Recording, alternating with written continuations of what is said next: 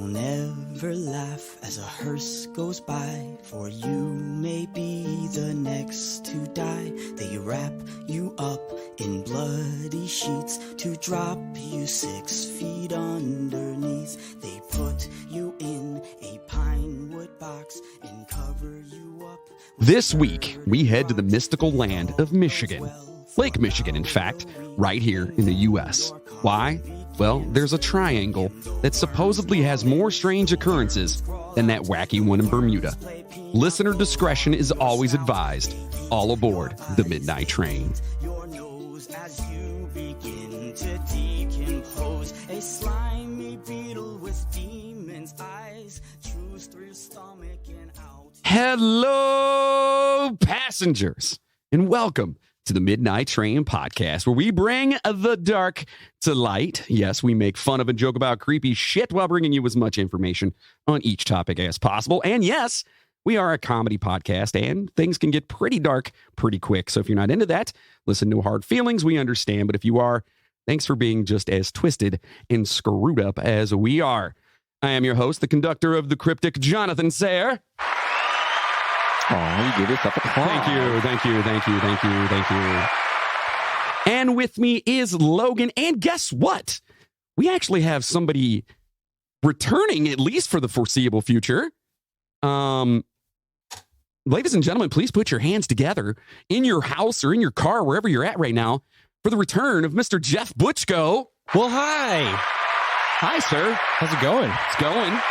Feels good, man. Yeah. Just so everyone knows. Does it feel good? Yeah. Yeah? Feels good to be I don't know back? about this chair. Yeah? Well, It's very like Goodwill, like $25, and then you got to have a friend help you haul it to the car kind of chair. it wasn't like that until Mr. Moody sat there. Oh. Yeah. He warmed it up. Yeah. And speaking of Mr. Moody, he is actually on a Sasquatch sabbatical, which I didn't even know was a thing. And so apparently he's just going to be touring the world searching for Sasquatch. Yeah, it's a little different than deer. You can actually get multiple tags. Oh. So, like doe, you get one tag. Bucks, Okay. I think you get one. Sasquatch, it's kind of like a combination Okay. where you get 3 total. Oh. So I think he's hoping he's going to stock the fridge with 3 Sasquatch meats. Can they be, you know how you can only get like 1 buck and 2 doe? Can you get 2 males and 1 female, or is it like, it's just a combination? I think it's a combination because they're so hard to find. Okay. Well, we're hoping he finds one. Okay. Because I want to try it, don't you? Yeah, absolutely. Oh, I can Yeah. Sasquatch meat? Could you imagine the backstrap on a Sasquatch? Oh, dude. Sauteed. Oh, God. Mm, Beer battered and fried. Oh, yeah. Sasquatch bacon. Put it in a Traeger grill and just Yeah. be like, See, I'm more looking for the smoky, the smoky style. The Sam Squanch jerky. yeah. Ooh, Yeah. a little sausage. Yeah. Oh, that's good. I bet it's got a pepperoni aftertaste. You think? Maybe. I just feel like it would. I Maybe. feel like it wouldn't be as gamey. Yeah. Are they vegetarians? Yes, actually, from what I've heard. Okay, so it's probably going to Yeah, be they should be. They eat pretty good. Lots of berries. So he will be calling in from time to time to let us know how he is doing. And of course, we hope that he gets himself at least 2, right? At least 2. Right. Yeah. You got to feed the family. Yeah. I mean, he's going to be out there for a while Right. in the cold. Right. You know what I mean? And his wife and kids are back at home, probably missing him. Right. I hope he has a compass. You think he has a compass? I don't think Moody knows how to use a compass. I think he is more like old school. Yeah. He probably has like a Gauges the sundial. star. Or puts a Yeah. stick on the ground. No. He's that guy that goes out into the woods and finds the moss on the other side of the tree. Yeah. Picks it up and nibbles on it. Yeah. He's like, oh, yeah, we're going the right way. Civilization is 300 kilometers. Oh, Well, it's we'll have shit. to ask him when he calls in Yes. and find out the truth. Yes. He's going to give us the truth. That's what he's going to do. So listen, of course, we're going to save the business stuff until the end. So let's get into it. Let's turn down the lights, adjust our seats, grab a drink, and let's get spooky. But first, here's a toast to all you beautiful motherfuckers. Ooh.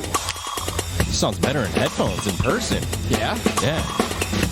You like that? That's good. Well, that'll get you humped up. Optimus Prime.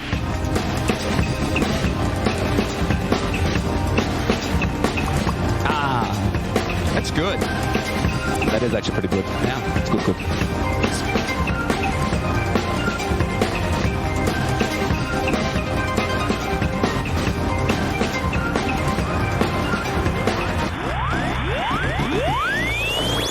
Yeah. I've never noticed that, like listening on my radio, because I listen to every episode.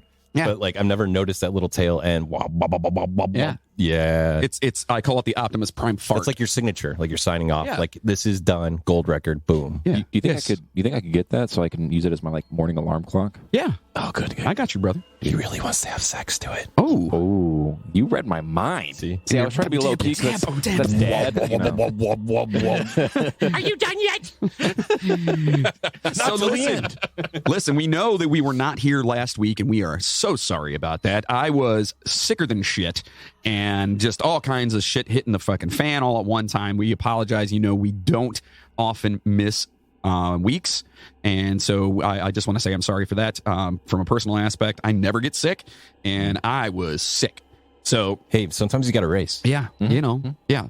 And it wasn't fucking COVID. So everyone out there, shut the fuck up. It wasn't COVID. Did you get your booster? You better get your booster. I haven't gotten my booster yet. Yeah, I get mine next Friday. Yeah. And I don't even know why I'm doing it. I know why I'm doing it. Yeah. Do we want to spin off here real quick? Yeah. My mother, I love her, but God, is she crazy. Oh, yeah. I've had COVID. I survived COVID. You guys remember it. I shit myself in the hospital. Yep. It was great. Yeah. It was fun.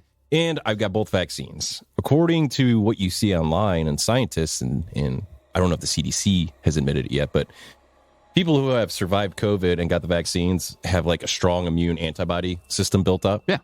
So I feel personally that I don't need to get it. Right. But my mom, you know, like most mothers, is the worry wart. Right. Dude, she wouldn't even talk. We had my son's birthday party, 13, by the way. It's crazy. Yeah. Nice. That's crazy. Yeah. So she comes over to the birthday party. She walks up my porch. I'm like, hey, Mom, how's it going? She right inside because I told her I wasn't going to get a booster. Oh, she's not even talking. So then I was like, cold oh my shoulder. God. I'm like, I'll never hear the end of this. So I said, well, my wife's got to get it because she falls in that 100-person employee thing at her work. Yeah. So she's got it. I'm like, well, fuck, if my wife's going to get it, I'm going to get it. So You just fucking get it. I scheduled it. Gives a shit. And I sent her the text. She put with the little smiley emojis and put, thank God. It's like, really? Fucking stupid. Anyways, that was my story about the boost. Get your booster. There are so many people that are just anti the whole thing. And listen, you do you. That's fine. But then again, let me do me. So whatever. It's for everybody to figure out. It really is. Right. And you know, and you shouldn't be. I'm so sick and tired of these people like, oh, he's not wearing a mask, what an asshole. Or you know what? We're all in this together. We all live together. Yeah, just fucking People are. Oh, okay. just be My mic just went limp. He needs a booster. Of course, Jeff is back and now he's breaking stuff. But anyways, you know what? Leave everybody alone. Yeah. Do your own thing. Let people do their own thing, and we're all going to be just fine. Yes. Okay. In the best way I could put it is shut the fuck up. Yeah. There it is. Yeah. For everybody Right, out Logan? there. Right. Yeah. Did you get your booster? You You son of a bitch. He's not vaccinated. no, You're not vaccinated? no. I don't know if I could be in this room. I know. Oh no! I'm just kidding. I know. Don't leave me. Oh, yeah. I'm scared. Yeah. So anyway, we are going back to the creepy, mysterious, and strange this week. We're heading up to Lake Michigan, where tons of ships and planes have gone missing and other odd things have occurred in what is known as the Lake Michigan Triangle, something I actually didn't really know about until somebody mentioned it somewhere else, and I was like, wait a minute. Was this a fan suggestion? No, I actually heard this on another podcast, just a real quick little quip about it, and I'm like, no, I thought they were fucking with me. Yeah. So then I went and looked at it. I was like, oh, shit. Have you been to Lake Michigan in person? I've been to buy it. I went to the market. It's on the wing. Yeah, I don't know if I ever have. I've flown over it. Yeah, I've seen it from same. a plane, but I've Yeah. never actually. But have you been there, Yes, Logan? I have actually. You have? Yeah, it's actually very, very Is pretty. it as dirty as like per se Edgewater? or- No, actually, Lake Michigan is beautiful. One of the only few It's clean, right? places. Yeah, it's super clean. The water there is frigid, though. I just want to paint a picture in my head as It's we very, go along here. You know very what I mean? blue. It's very deep. And very Edgewater cool. is our basically it's our part of Lake Erie here in Northeast It's Ohio. our dumpster. I mean, there's Yeah. floating diapers and hot dogs. It's not as bad as it used to be. Yeah. I literally saw a turd floating by me one time. Not even joking. True story. I was in there with my cousins, and back when I was younger, that's where you went. We didn't have a pool. Yeah. So we went to the lake. We're out there swimming around, and I'm not a swimmer, so I didn't go out very far, but all of a sudden this fucking turd comes floating by me. And I'm like, ugh! So I run out real quick, and I find the lifeguard, and I'm like, dude! Hey, dude! He looks down at me. He's like, what's up, dude? I'm like, there's shit floating out there. And he just looks at me and goes, there's all kinds of shit. Yeah, I mean, like, what's he going to do about it? He's got a little net. He That's just all he runs said. down there. There's all kinds of shit floating out there. I was like, I'm done. He's I'm probably done. some big Italian man just sitting in the water like, Yeah, dude, this was a girth one too. Yeah. This is like somebody just plopped it. It was, somebody was constipated. it's dirty. It's dirty in Cleveland. Yeah, Yes, it is. yeah. So listen, all right, full disclosure, being from Ohio, the only reason we're actually covering this is that it's not the actual state of Michigan. Just a lake that was unfortunately cursed with the same name. So we'll only discuss the state if we absolutely have to. And of course, we kid. Is that an Ohio State thing? Or do we? Yes. Yeah, that is Ohio State. I figured that was coming. Yeah, they spanked us on this last one, man. Yeah? They got us. Yeah, they got us. That's all right. It's cool. We'll be back. Hey, there's always next year, just like the Browns. Right? Yeah. Yep, exactly. I'm not a big college football fan at all. Yeah. But I've never seen more people depressed when Ohio. I think there's more of a buildup for Ohio State than there is the Browns. Let me 100%. ask this. So I'm not a sports person, which I think we've established years ago. But what is like the connection that people have? Okay, so I understand like having a team, rooting for a team, and it's fun, and like it's this thing. But like some people are so connected where it's insane. Truthfully, like they get like depressed and. You know why? And I just watched a documentary about this. I swear to God. I swear to God. And the main reason that these places like Philadelphia, back when LA had a team, and before that they were who were the Raiders before that? Oakland. Yeah. See, I know. I'm not the sports guy. Yeah. I know that. The reason that those places, and Cleveland, will put that definitely in there, is because if you think about it, these are blue collar people where all they really have is that. I got you. So they attach so hard to it because that's the one constant. That's the one thing they have. That's the one thing that brings them joy outside of their miserable, dreary lives. Yeah. Truthfully, that's what it is. Well, they should listen to the podcast. I mean, Yeah, well, that's that would exactly. help. That's exactly. They would definitely bring some sunshine. I always wondered if it was like I could have done that, or if I could go back in No. time, like Uncle Rico, I'd throw football over that mountain. Yeah, You know, no, like that kind of thing. No, I think it's just they need something to attach to, because Yeah. maybe in some weird subconscious level they feel like they haven't achieved anything, so they're hoping that they can live vicariously through I guess them. that's what I was getting to. Yeah. I guess. So Let now us listen. know. Let us know, sports people. Yeah, I would like to know why Yeah. people are so, because man, there's some fanatics, Dude, I've seen people rage. Oh yeah, I've seen like guys punch their car after a game, like leaving the bar, and just be like, "Motherfucker!" people have literally been murdered because of the teams they liked. That's crazy. That's another part of that documentary I watched, where some dude was outside talking to his kid. And they were on the opposing teams, or not on opposing teams, but they liked the opposing teams. And he went back inside joking around with his son because his teams won. And all of a sudden he comes out, and these dudes who were fans of the opposing team, the dad's team or whatever, were fighting his son. So he goes out there and tries to get him off, and he pulls a knife, stabs two of them, kills one of them. He's in prison now. One dude's dead. That's insane. Just because the dude had the jersey on. It reminds when Moody was talking about that story where he's at the hockey game Yeah. and all that shit went down. I was thinking when I was listening to that, I'm like, what the fuck is wrong with people? Well, and I've witnessed it. My son's in all kinds of sports. I mean, we were just at his basketball game this weekend, and some of these dads, man, it's just they live through their kids. But anyways, back Yes, to Michigan. Yes. Well, let's start with Michigan. How's that? So at any rate, this should be another fun, interesting, historically jam-packed episode full of craziness. So without further ado, let's head to Michigan. God, I never really wanted to say that before, but whatever. By the way, I'm kidding. I really don't give a shit. I actually enjoy Michigan. They have great dispensaries. Yeah. Oh, yeah. If you're looking to get the Schweed. And it's beautiful up there. It is. It is absolutely beautiful. Detroit's not so Well, great. that's Okay. That's why Detroit's on its own Let's island. take that out. That's like saying, man, I love Ohio. But Toledo. You know what I mean? Do Like, we have listeners in Detroit? I don't know. Maybe. Yeah. I'm sorry. No, you're not, because you live there and you know how bad it is. So Lake Michigan is one of the 5 Great Lakes of North America. It is the second largest of the Great Lakes by volume and the third largest by surface area after Lake Superior and Lake Huron. Lake Michigan is the largest lake by area in one country. Okay?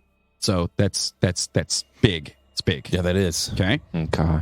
Hydrologically, Ooh. Well, one more time. hydrologically, Nice. yes. Michigan and Huron are the same body of water, sometimes called Lake Michigan-Huron, but are typically considered distinct. Counted together, it is the largest body of fresh water in the world by surface area. Ha ha! Take that, everyone else! Yeah. So the Mackinac Bridge is generally considered the dividing line between them. Its name is derived from the Ojibwa Indian word mishigami, meaning large lake. It's Algonquin for the good land. its name, again, Mishigami, right? We've also seen that the title translated as Big Water, so honestly, we're not sure of the translation, but those are the two we see most often. Lake Michigan touches Indiana, Illinois, Michigan, and Wisconsin. According to the New World Encyclopedia, approximately 12 million people live along the shores of Lake Michigan. That's some money, ladies and gentlemen, too, by the way. Lakefront property. Oh, yeah. Absolutely. Cha-ching. Oh, yeah. Absolutely. You know how cold it gets, though. Yeah. Yeah, but you know how epic the summers are? Oh, yeah. So it would be worth it. I guess you kind of live, live for that. But that'd be awesome, though, to have, like, up north during the summer. That would be amazing. It would be cool. Yeah, for sure. So major port cities include Chicago. We love Chicago. 2.7 million people there. Milwaukee, which is Algonquin for the good land. Drink. Yes. Yes, you should drink. That's 600,000 people there. Green Bay, Wisconsin with 104. Gary, Indiana, 80,000. I mean, that's a good amount of people living around Gary. Why would you name a place Gary after a name? See, I have a friend named Gary. In Bob, Idaho. Yeah. And Gary has really good treats. Oh, yeah. And we call it the Gary. So every time I hear Gary, I'm like, oh, Gary. Yeah. So water temperatures on Lake Michigan make it to the 60s in July and August and can sometimes make it into the 70s when air temperatures have been in the 90s for several successive days. So it stays relatively cool. Yeah. The water of Lake Michigan has an unusual circulatory pattern. It resembles the traffic flow in a suburban cul-de-sac and moves very slowly.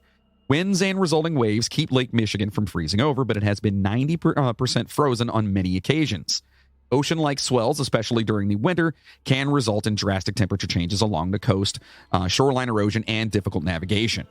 The lake's average water depth is 279 feet. That's deep, people. Yeah, that is deep. That's deep. Well, it's 85 meters Lake for Erie's smart people out there. 100 feet, I think. I think Lake Erie's on. I have no idea. It's like, it's like at the deepest point. Yeah. Well, its maximum maximum depth is 925 feet. Damn. That's crazy. That's deep. Yes. 282 meters. Could you imagine the mafia back then putting cement boots on people and dropping them off? There's a bunch of them down there. You're going 925 feet. You motherfucker. How many is that, Joe? It's a lot. Shut up. So marshes, tall grass, prairies, savannas, forests, and sand dunes that can reach several hundred feet provide excellent habitats for all types of wildlife on Lake Michigan. Trout, salmon, walleye, and smallmouth bass fisheries are prevalent on the lake. So for all you fisher people out there, the lake is also home to crawfish, freshwater sponges, and a sea lamprey, which is a metallic violet eel species. Yeah, it's like a leech. Oh. Is it? Yeah, lampreys are like leeches. They have. You've ever seen the sucker fish where it's got like the circle mouth? Yeah. It's a lamprey has the same thing, and it's kind of like a leech, and we're a little. So it and looks, then you can't get it. Like you have to really rip it off, like a tick. It looks more like it's a snakish thing. Yeah, kill it. Yeah, if I saw one, I'd scream like a girl and kill it. Paddle as fast as I could. Kill it with fire. Yeah. Yes.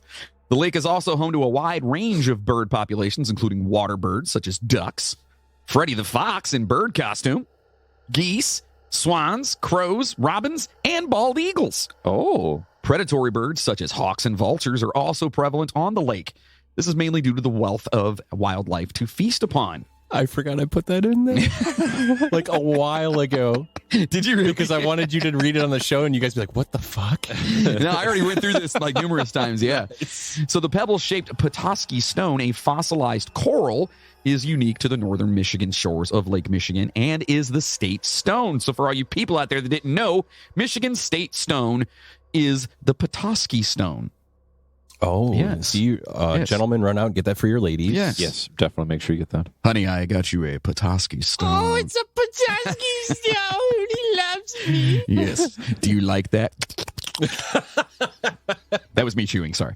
So today, the formation that is recognized as Lake Michigan began about 1.2 billion years ago when two tectonic plates were ripped apart. That's a band name, by the way. What's that? Tectonic plates. Tectonic plates. We should start a metal band. We are like a bunch of old dudes. Yeah, tectonic plates. Ooh. Creating the mid-continent rift, which I didn't know was a thing. Some of the earliest human inhabitants of the Lake Michigan region were the Hopewell Native Americans. However, their culture declined after 800 AD and for the next few hundred years, probably because chainsaw was there. The area was the home of peoples known as the late woodland Native Americans at that time. Oh. Yeah. In the early 17th century, when Western European explorers made their first forays into the region, they encountered descendants of the late woodland Native Americans, the historic Chippewa, Menominee, Sauk, Fox, Winnebago, Miami, Ottawa, and Potawatomi peoples. You feel like the Chippewa's been everywhere? Yes. Yeah. Oh, yeah. Like, if you look at any kind of history, they're fucking everywhere. Not saying that's a bad thing, but it's like, that must have been like the largest tribe. Had to have been. Well, they just went around fucking slaughtering. It was like them and Pontiac, right? The Pontiac, there was a lot of those too. I used to have a Pontiac Oh, yeah? Sunfire? Grand Prix. Yeah. Yeah. I had a Grand Am GT at one point. Oh, I had a Grand Am It too. was fast. Yeah. Yeah. I want a GTO. Oh, yeah. Old a school. Judge. Yeah, oh, yeah. Oh. Yeah, sorry. So the French explorer Jean Nicolet is believed to have been the first European to reach Lake Michigan, possibly in 1634 or 1638. Oh. In early European maps of the region, the name of Lake Illinois has also been found to be that of Michigan, named for the Illinois Confederation of Tribes. Oh. Yeah. The Straits of Mackinac were an important Native American and fur trade route. Located on the southern side of the straits is the town of Mackinac City, Michigan, the site of fork. What the fuck word is this? Michilimackinac. Is that Mitch? Is that what it is? Yeah. Michilimackinac? You never heard of Michilimackinac? Michilimackinac. Michilimackinac. What's the fucking tax place? What? The place you do your taxes. H&R Block. Oh, H&R Block. I feel like you go in there like, welcome to Mackinac, go do your taxes. Welcome to Michilimackinac. You want your taxes here done? at H&R Block. Here at Michilimackinac. Nice. It's a reconstructed French fort founded in 1715 and on the northern side of St. Ignace, Michigan, the site of a French Catholic mission to the Indians founded in 1671. It's been around for a whirl. In 1673, Jacques Marquette, Louis Joliet, and their crew of 5 Métis voyageurs followed Lake Michigan to Green Bay and up the Fox River, nearly to its headwaters, searching for the Mississippi River. By the late 18th century, the eastern end of the straits was controlled by Fort Mackinac on Mackinac Island. Oh my God, Mackinac. It's fucking everywhere. I know. It's Mackinac, actually. What? It's Mackinac. That's how they say it up there. What? Yeah, it's not Mackinac. It's Because the Mackinac. town of Mackinac City is up here. It's got a C on the end. Yeah. But yeah, and I'm telling you, It is Michigan, though.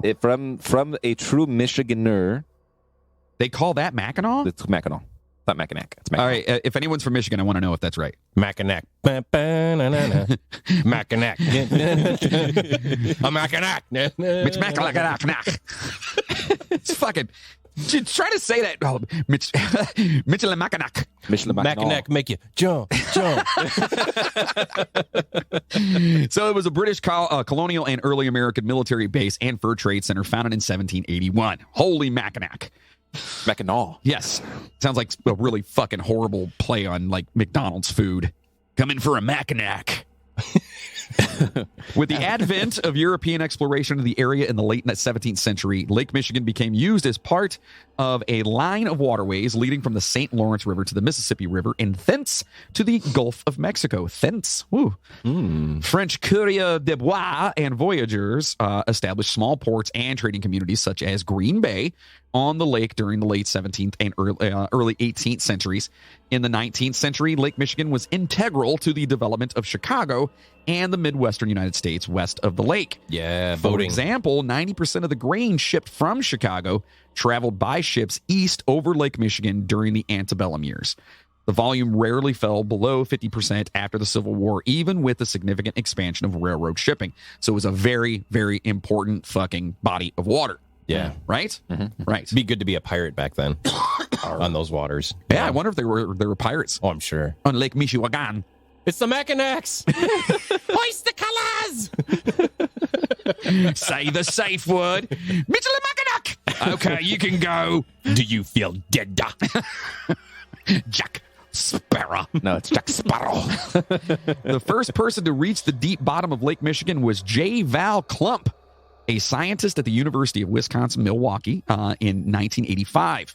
Klump reached the bottom via submersible as part of a research expedition. In 2007, a row of stones paralleling an ancient shoreline was discovered by Mark Holley, professor of underwater archaeology at Northwestern Michigan College. Yes, there are people that actually get paid to go and look for shit underwater. Hey, Indiana Jones got paid to look for stuff in caves and jungles. Did he? He did. Because he was a professor. If you remember the first one, yeah, he was a professor. But then, like, who was the guy? Ah, man, we're going on a rabbit hole here. But the one guy that was in charge that gave him all the missions. And he told him, if you watch the first one, he's like, if you go do this and find the, what was the little statue from the first one? Yeah, the idol or whatever. Yeah. He's like, I think it was like 10 grand or whatever. Yes, it's a 10 grand reward. Dr. So he was Jones. doing that for money. Yeah, I guess that makes sense. Dr. Jones! Anything for you, Dr. Jones? He no nuts. He crazy. So, this formation that he was talking about here, it lies 40 feet or 12 meters for all you smart folk below the lake's surface. One of the stones is said to have a carving resembling a mastodon. The construction needed more study before it could be authenticated. The warming of Lake Michigan was the subject of a 2018 report by Purdue University.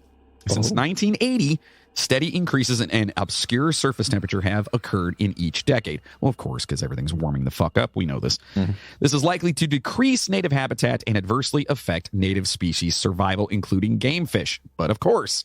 And yeah, that's pretty fucking crazy, though. Like, they found this stone formation with a carving of a mastodon on it. Wait, do you see the picture? I put one in there. Oh, you actually found one? It's, like, immaculate. No shit. Yeah, it's in there. You'll awesome.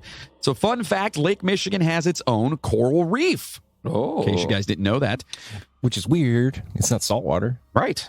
Well, it's kind of its own coral reef. Yeah. Right. Well, kind of. Well, it's Lake like Michigan, when you go to the zoo, right? And you go in the aquarium, it's like you think you're seeing ocean stuff, but it's really not. Right. Or if you sit in a bathtub and fart and like, yeah, it's like a jacuzzi. A typhoon. Right. Yeah. Like, yeah, you just, that's where you put your toy. Bathtub farts are hilarious. Yeah, they are great. Yes. Yeah. Because they go. You're like, oh no! Oh no! It's probably just a boy thing. And then it vibrates the whole fiberglass of the bathtub too. So like somebody's outside, they hear. One of the best things ever was when a little kid, like my kids, when they were little, you give them a bath or whatever, and all of a sudden you just hear. And you see these bubbles popping up. I'm like, like they hold it in. Yeah, but the worst part is when you see something pop out. That's you get a floater. I'm like, save that for Lake Erie. Yeah. Right.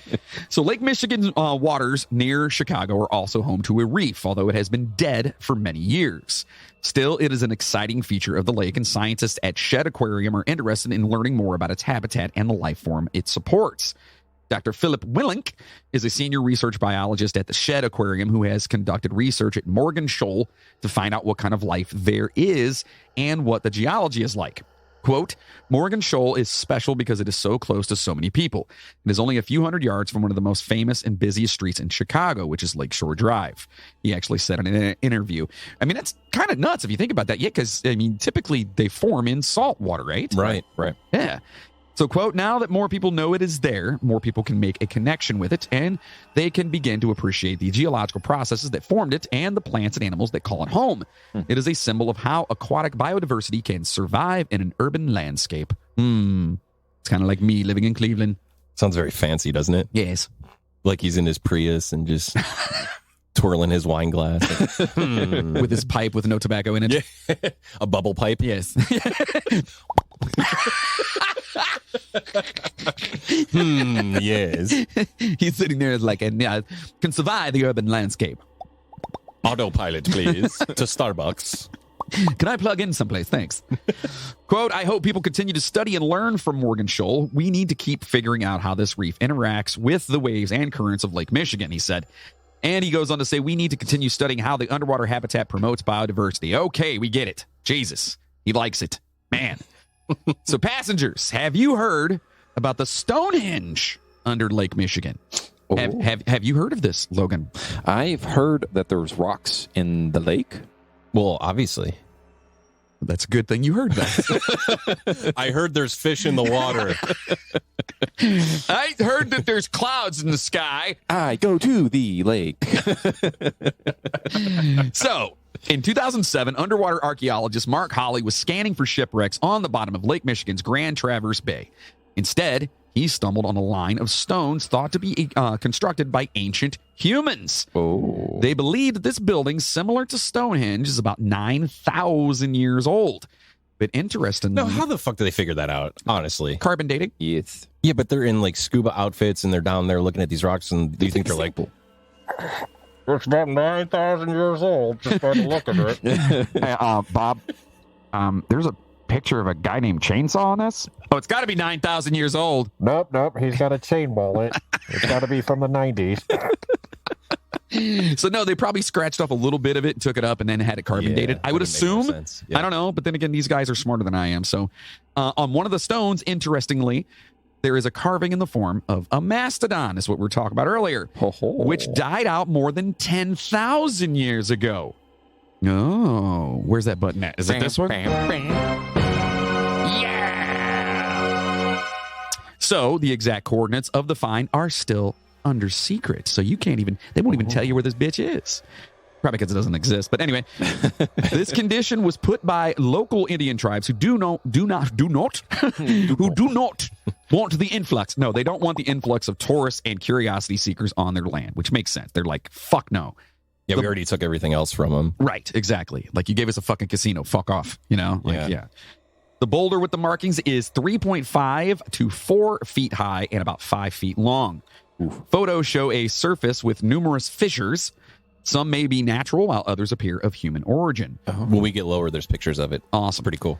But those forming what could be the petroglyph stood out, Holly said. I stumbled on it. Viewed together, they suggest the outlines of a mastodon-like back, hump, head, trunk, tusk, triangular-shaped ear, and parts of its legs, he said. Quote, "We couldn't believe what we were looking at," said Greg McMaster, president of the Underwater Preserve Council. Specialists shown pictures of the boulder holding the mastodon markings have asked for more evidence before confirming the markings are an ancient petroglyph, said Holly. Yes. Quote, "They want to actually see it," he said, "but unfortunately," he added, "experts in petroglyphs generally don't dive, so we're running into a little bit of a stumbling block here." He's got a pea coat on. Yeah. Wow, that's crazy. Isn't it? It's pretty detailed. Now, is that what's that called where people see what they want to see in it? Magic eye? No, yeah, exactly. Yeah, it's like where you see like faces and stuff like that. Yeah, how people have seen like Abe Lincoln and its potato chip. Yeah. Oh, yeah. Or they see Jesus in a pancake. Yeah, right. Yeah. You know, you're looking at the clouds and it's like, oh, that looks like... What do they call that? Moody would know. Logan research. I got you, except I don't have internet on this computer. So and we'll make sure we post this this up on social media because like with it outlined like that. I have a theory that was Walt Disney. Yeah. I think he was like vacationing in Michigan and Dumbo was just about to come out. So he did that and he was going to put the word Dumbo on it. And they're like, Walt, we got to go. Let's go. And he just rolled the rock into the water. It's called facial pareidolia. Pareidolia. It's called pareidolia. I've never heard of that. Pareidolia. Pareidolia. That's what it's called. Yeah. I got a pair of dolls as well, too. Wait, I would call it hallucinating, right? Pareidolia or a black dahlia? Yes. Okay. Okay. So anyway, that's what it is. But with the outline, it does look significant. I mean, it looks like they even put the wrinkles in, but I think that's just part of the rock. That's just weathering. Yeah, I don't know. That's crazy. It's impressive, though, if like a caveman did it, you know? Yeah. They might have been smart. Oh, and this is a picture of the Stonehenge that's down there? Oh, look at that. That's crazy. So anyway, yeah, there's a Stonehenge, and we'll make sure we post pictures to our social media so you guys can check that out. It's pretty awesome. Good spot on putting that on there, Jeff. That's good. Yeah. So sadly, much of the information out there is incorrect. For example, there is not a henge associated with the site, and the individual stones are relatively small compared to what most people think of as European standing stones. It should be very clearly understood that this is not a megalith site like Stonehenge. This label is placed on the site by non-visiting individuals from the press who may have been attempting to generate sensation about the story. The site is in Grand Traverse Bay is best described as a long line of stones that is over a mile in length, which is still fucking crazy. Yeah. A mile in length. So I wonder if it was at one point in time, let's hypothetically say Lake Michigan wasn't always Lake Michigan. No, so like that video link I have in there, Yeah. we can look at it later or post it later. But they show it drained, like a computer rendering of the lake drained. And that Stonehenge spot is like right in the center. Oh. So I don't know. I think it was planted. Like it had, Yeah. I mean, it seems weird. it does. Yeah, way to go, Michigan. Yeah, they needed Just something kidding. else up there. So Dr. John O'Shea from the University of Michigan has been working on a broadly similar structure in Lake Huron. He has received an NSF grant to research his site and thinks it may be a prehistoric driveline for herding caribou. This site is well published, and you can find quite a bit of information on the internet. The area in Grand Traverse Bay may possibly have served a similar function to the one found in Lake Huron. So it's basically saying it's like an old school fence to keep fucking animals in line. But still, 975 foot deep, right? Yeah. That's a long time for that. Like if it was flat, like the plains, Okay. and they were herding caribou, right? And they were following the rocks, and then how many years till that sinks 975 feet and fills with water? That's kind of crazy. You know what's really cool? And the rocks didn't move during erosion. About Yeah, that's that, weird. Yeah. the where the Great Lakes are, it used to be flat about 10,000 plus years prior. Yeah, that's what I'm almost thinking. I'm wondering if like there was either a There's an iceberg that carved it. That's why we have minuscule earthquakes that still happen here in Ohio. It's because the ground is still slowly raising itself back up. But could it all? But then if it went through there, oh, you're saying like before it filled with water, before it filled with water, before the ice melted, they like lived in a valley, maybe. possibly, yeah. Yeah, Yeah, that makes sense. I don't know, maybe. Yeah, who knows? Yeah, you know. So anyway, it certainly offers the same potential for research. Okay, this one does. Unfortunately, however, state politics in previous years have meant that we have only been able to obtain limited funding for research, and as a result, little progress has been made. That's what he says. So sorry. So honestly, if it's not a Stonehenge, but still, I mean, it's still dating back 10,000 years. That's pretty awesome. Right. Hopefully they can figure out what's going on there. So that is pretty cool. With, the brief history and nerd stuff out of the way, you know how we do this, folks. The Lake Michigan Triangle is a section of Lake Michigan considered especially treacherous to those venturing through it. So let's talk about this triangle.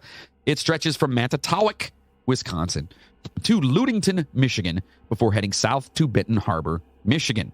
And this is our little picture you're showing here. Yeah. Look at that. It used to be a square, but Chuck Norris kicked the corner off. Oh, that makes sense. Yeah. Yeah. Yeah, that would make sense. I love the who put those really big pens there? It was on the internet. God, somebody did they fly those in? We're just going to get some special little thumbtacks, put it in here as a placeholder. Bill, you know what we need? We need 400-foot fucking thumbtacks. I'll have to post this up so you guys can see what I'm talking about. So it was first proposed by Charles Berlitz, a proponent of the Bermuda Triangle. He felt like Michigan was governed by similar forces. This theory was presented to the public in aviator Jay Gorley's book. Okay, so a guy who was an aviator, he flew planes. The Great Lakes Triangle is what he called it. Okay. In it, he stated, quote, the Great Lakes account for more unexplained disappearances per unit area than the Bermuda Triangle. So think about that. We've discussed the Bermuda Triangle before. Mm-hmm. So this place, and it's just, I mean, how far away is that from us right now? Probably 15 hours? Michigan? Yeah. Oh, Lake like Michigan. 4. Is that it? Yeah, like just inside Michigan's like a 4-hour drive, isn't it? Yeah, like if you want to get less. Yeah, it's like 2.5 hours to get over the state line. I was talking about walking. Yeah. Yeah. So 15 like would be 4 months. Okay. For me, it would be. So the Lake Michigan Triangle is believed to have caused numerous shipwrecks and aerial disappearances over the years. It's also been the scene of unexplained phenomena, from mysterious ice blocks falling from the sky to balls of fire and strange hovering lights. This has led many to believe extraterrestrials are drawn to the area, or perhaps home to a time portal. Oh, hallelujah. Yes. Balls of fire. I feel like I got to do it. So let's start with some disappearances here. The first ship that traveled the upper Great Lakes was the 17th century brigantine Le Griffon. However, this maiden voyage did not end well. The ship wrecked when it encountered a violent storm while sailing on Lake Michigan. And remember, when people think of lakes, this is a big fucking body of water. Well, it had ocean-like swells in the beginning, so you can imagine there's probably like 60-foot waves. Yeah, this isn't like a fucking little itty-bitty lake. This is a big fucking lake, and that's why we wanted to give you the information in the beginning. Marky Mark in that movie. What's that movie with George Clooney? Oh, what was that called? Where they're on the boat and then And he's in the water at the end, just like Christina, I love you forever. And he drowns. Yeah. Is that how Marky Mark talks? Yeah. Oh, that's good. I've been working on it. The first occurrence in the Lake Michigan Triangle was recorded in 1891. The Thomas Hume was a schooner built in Manitowoc, Wisconsin in 1870. The ship was christened as H.C. Albrecht in honor of its first owner, Captain Harry Albrecht. In 1876, the vessel was sold to Captain Welch from Chicago. In the following year, the ship was bought by Charles Hackley, a lumber baron. Fucking like a donut, Jesus. Who was a lumber baron who owned the Hackley Hume lumber mill on Muskegon Lake. The boat was then renamed as the Thomas Hume in 1883 after Hackley's business partner. Okay, we got all that? Yes. The Hume would make many successful trips across Lake Michigan until May 21st, 1891, when it disappeared along with its crew of 7 sailors. After that, not even a trace of the boat was ever found. The Hume was on a return trip from Chicago to Muskegon, having just dropped off a load of lumber. The ship remained lost until Taras Lasinko, a diver with A&T, I thought it said AT&T. They're like, damn, they do all kinds of shit, don't they? Yeah. No, A&T Recovery out of Chicago discovered the wreck in 2005. Valerie Van Heest, a Lake Michigan shipwreck hunter and researcher who helped identify the wreckage, and Elizabeth Sherman, a maritime author and great-granddaughter of the schooner's namesake, presented the discovery of the Great Lakes at the Great Lakes Conference at the Great Lakes Naval Memorial and Museum. So they found it, right? Yeah, that's awesome. The last trip of the schooner began like many others it had completed for 2 of Muskegon County's prominent lumbermen, Thomas Hume and Charles Hackley. It took a load of lumber to Chicago in May of 1891. The unloaded vessel left to return to Muskegon, right at empty and light alongside one of the company's other schooners, the Rouse. Is that Rouse? Rouse Simons, which years later would go on to legendary status as the Christmas tree ship. Sherman relayed the history of the Thomas Hume's final moments. She said the 2 vessels encountered a squall, not a major storm or a full gale that took many Great Lakes ships. Quote, it made the captain of the Rouse Simmons nervous enough to turn back to Chicago, she told conference members. The Thomas Hume continued on, and no signs of the vessel, the captain, nor the 6-man crew were ever seen again. Sherman said Hackley and Hume called for a search of other ports and Lake Michigan, but nothing was found. Not even debris. That's a rookie mistake, by the way. To keep going. Turning around in a storm on a boat. You're supposed to ride it out, because if you turn, then you can topside. But they said the other one turned around. That's why it went missing for a long time. Yeah, it said it made the captain of the Rouse Simmons nervous enough to turn back to Chicago. Oh. Yeah. So, what was that? So that's when the wild theories began. Sherman said one of the most far-fetched was that the captain sailed to another port, painted the Thomas Hume, and sailed the vessel under a different name. Another theory was a large steamer ran down the schooner, and the steamer's captain swore his crew to secrecy. Yeah. Riders of the Cleveland steamer, we will not talk about this day. Ever. It sure smells like shit here, Captain. Hackley and Hume put up a $300 reward, which seemed to squelch that theory because nobody stepped forward. The wreck remains in surprisingly good shape. The video shot by the dive group of the Thomas Hume shows the hull intact, the 3 masts laying on the deck, the ship's riggings and rudder that is in quality shape. The lifeboat was found inside the sunken vessel, presumably sucked into the opening during the sinking. So, what happened? Simple explanation, maybe a storm or squall. Better explanation, probably aliens. Yes. Oh. Or a lake monster. Yes. Yeah. I like that one. What do you guys think? Yeah? I like the lake monster. Yeah, okay. Yeah, we're going to say it's the lake monster today. His name is Sebastian. Is it? Yeah. Oh, nice. Did you name him? No. This goes back in history. Oh, really? Yeah, Sebastian the lake monster. What is our lake monster called? What is it? Doesn't it have a name? Like Sally or Susie or something like that? Moody would know that too. Yeah, I think it is something like that. It's not because it's Nessie over in Scotland, right? And then I want to say it's like Susie. Oh, I gotta do some research on this. It? No, it's not Susie. Lake Erie. Brace yourselves, men. Monster. Susie's coming for us. Oh, Bessie. Man the cannons. It's Bessie. Which might as well be Susie. That makes sense. It's in northeastern Ohio and Michigan folklore. Oh, okay. Well, South Bay Bessie. Captain, I'm afraid of Susie. Man up, chap. Another mysterious incident believers in the triangle seem to reference is the Rose Bell. From their archives, the news bulletin for the day reads, October 30th, 1921, the schooner Rose Bell, loaded with lumber, left High Island bound for Benton Harbor and apparently capsized in a gale on Lake Michigan. She was found awash 42 miles from Milwaukee with no sign of the crew. After she drifted to 20 miles from Kenosha, the Cumberland towed her into Racine Harbor. A thorough search of the ship turned up no sign of the crew. She was purchased by H&M Body Corp, beached 100 feet offshore, and attempts were made to drag her closer to shore north of Racine. The corporation planned to remove her lumber. So they found her but didn't find any of the crew. That's fucking creepy. Kind of like One-Eyed Willie in Goonies. Aww. See this? This is my dream. Down here, Brandon, down here, we're the ones that are important. But Goonies but up there, Brandon, they're important. Rocky Road? Yes, that means drink, all of you guys right now. And if you don't know that movie, fuck yourself. Man, yeah, if you don't know that movie by now, come on.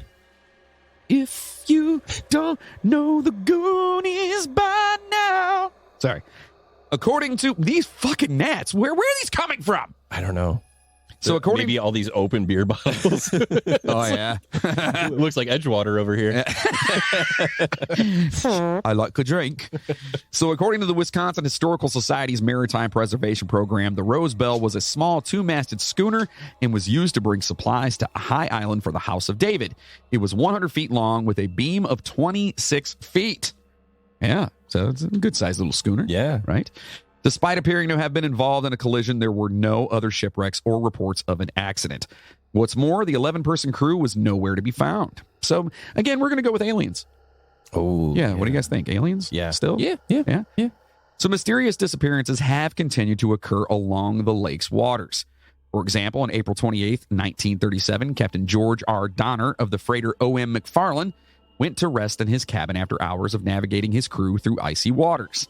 As the ship approached its destination at Port Washington, Wisconsin, a crew member went to wake him, only to find him missing and the door locked from the inside. Oh. A search of the ship turned up no clues, and Donner hasn't been seen since. So that's kind of nuts. That is. Who was second in charge? Ooh. He's a suspect. Oh, yes. He's a bastard, he is. I love how we're giving them all like old, they're all pirates, Cockney accents. It's like 1937. If anything, they talk like this more. Yeah. Bootstrap. See, over the years, shipwrecks stacked up, drawing attention to the region of Lake Michigan. Then, during the blizzard of November of 1940, 3 massive freighters and 2 fishing tugboats sank off the coast of Pentwater, Michigan, well inside this triangular boundary. Wrecks of the 3 freighters have been found, but the 2 tugboats have yet to be discovered. Whether the wreckages are lost or found, experts find it highly unusual that 5 ships, killing a total of 64 sailors, all sank on the same day so close together. Mm-hmm. What was the movie from the 80s where they were on the ship, and was it Cocoon? Where they're out in the boat in the ocean and then the UFO comes? Yeah. Maybe it was a Cocoon thing. Dude, Cocoon was such a good movie. Where's Steve Guttenberg? He's been gone forever. Maybe he went home. Oh yeah. Yeah, see? But they are not the only things that have disappeared here. Theories surrounding UFOs and extraterrestrials roaming the skies of the Lake Michigan Triangle are spurred on by the mysterious disappearance of Northwest Airlines Flight 2501.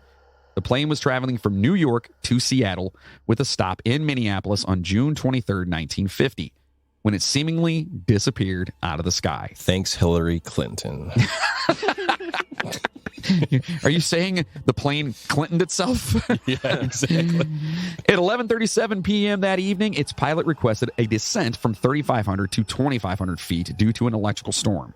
The request was denied, and minutes later, the plane disappeared from radar. Well, whoever's denied him is a fucking asshole. I was just going to say, imagine being the guy. Yeah. You know? Like, fuck. Yeah. Where'd they go? So despite a massive search effort, only a blanket bearing the Northwest Airlines logo indicated the plane had gone into the water. So out of everything, the only thing they found was a blanket. That's weird. That is very weird. As days passed, partial remains began to wash ashore across Michigan, but the plane never resurfaced. According to 2 police officers near the scene, there had been a strange red light hovering over the water just 2 hours after the plane disappeared. This has led some to theorize it was abducted by aliens. However, the reason for taking the aircraft remains a mystery. So, plane's gone. No, you can't find the plane anywhere whatsoever. Mm-hmm. But there's body parts starting to show up. Oh, wait, what? Mm-hmm. Yeah, that's what it said. Oh. It said that remains were beginning to wash ashore. That's kind of nuts. I'm going back to the monster. Yeah. Bessie. Unless when the plane went down, it didn't really break apart. Oh, it probably just... And it just fucking sunk. Either that or it was like a tornado of just sheet metal and fire. And but you would find everything. Some of that, though. You know what I mean? Well, they found, what, the blanket and a logo?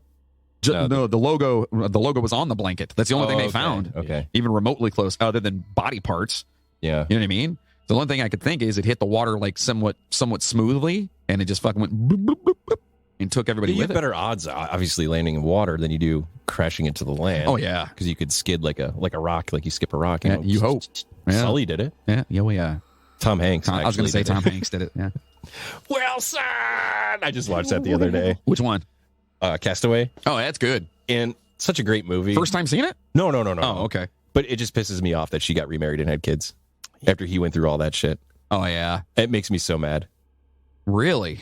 Well, he comes back and like she's married with kids and shit. And it's like, you even know what this guy went through? And he's like, oh, well. Gets in his car and leaves. Yeah. Like, Jenny. Wow. I may not be a smart man, but I was stuck in a fucking island. You know what? You notice a reoccurring theme to Tom Hanks in movies with women? Yes.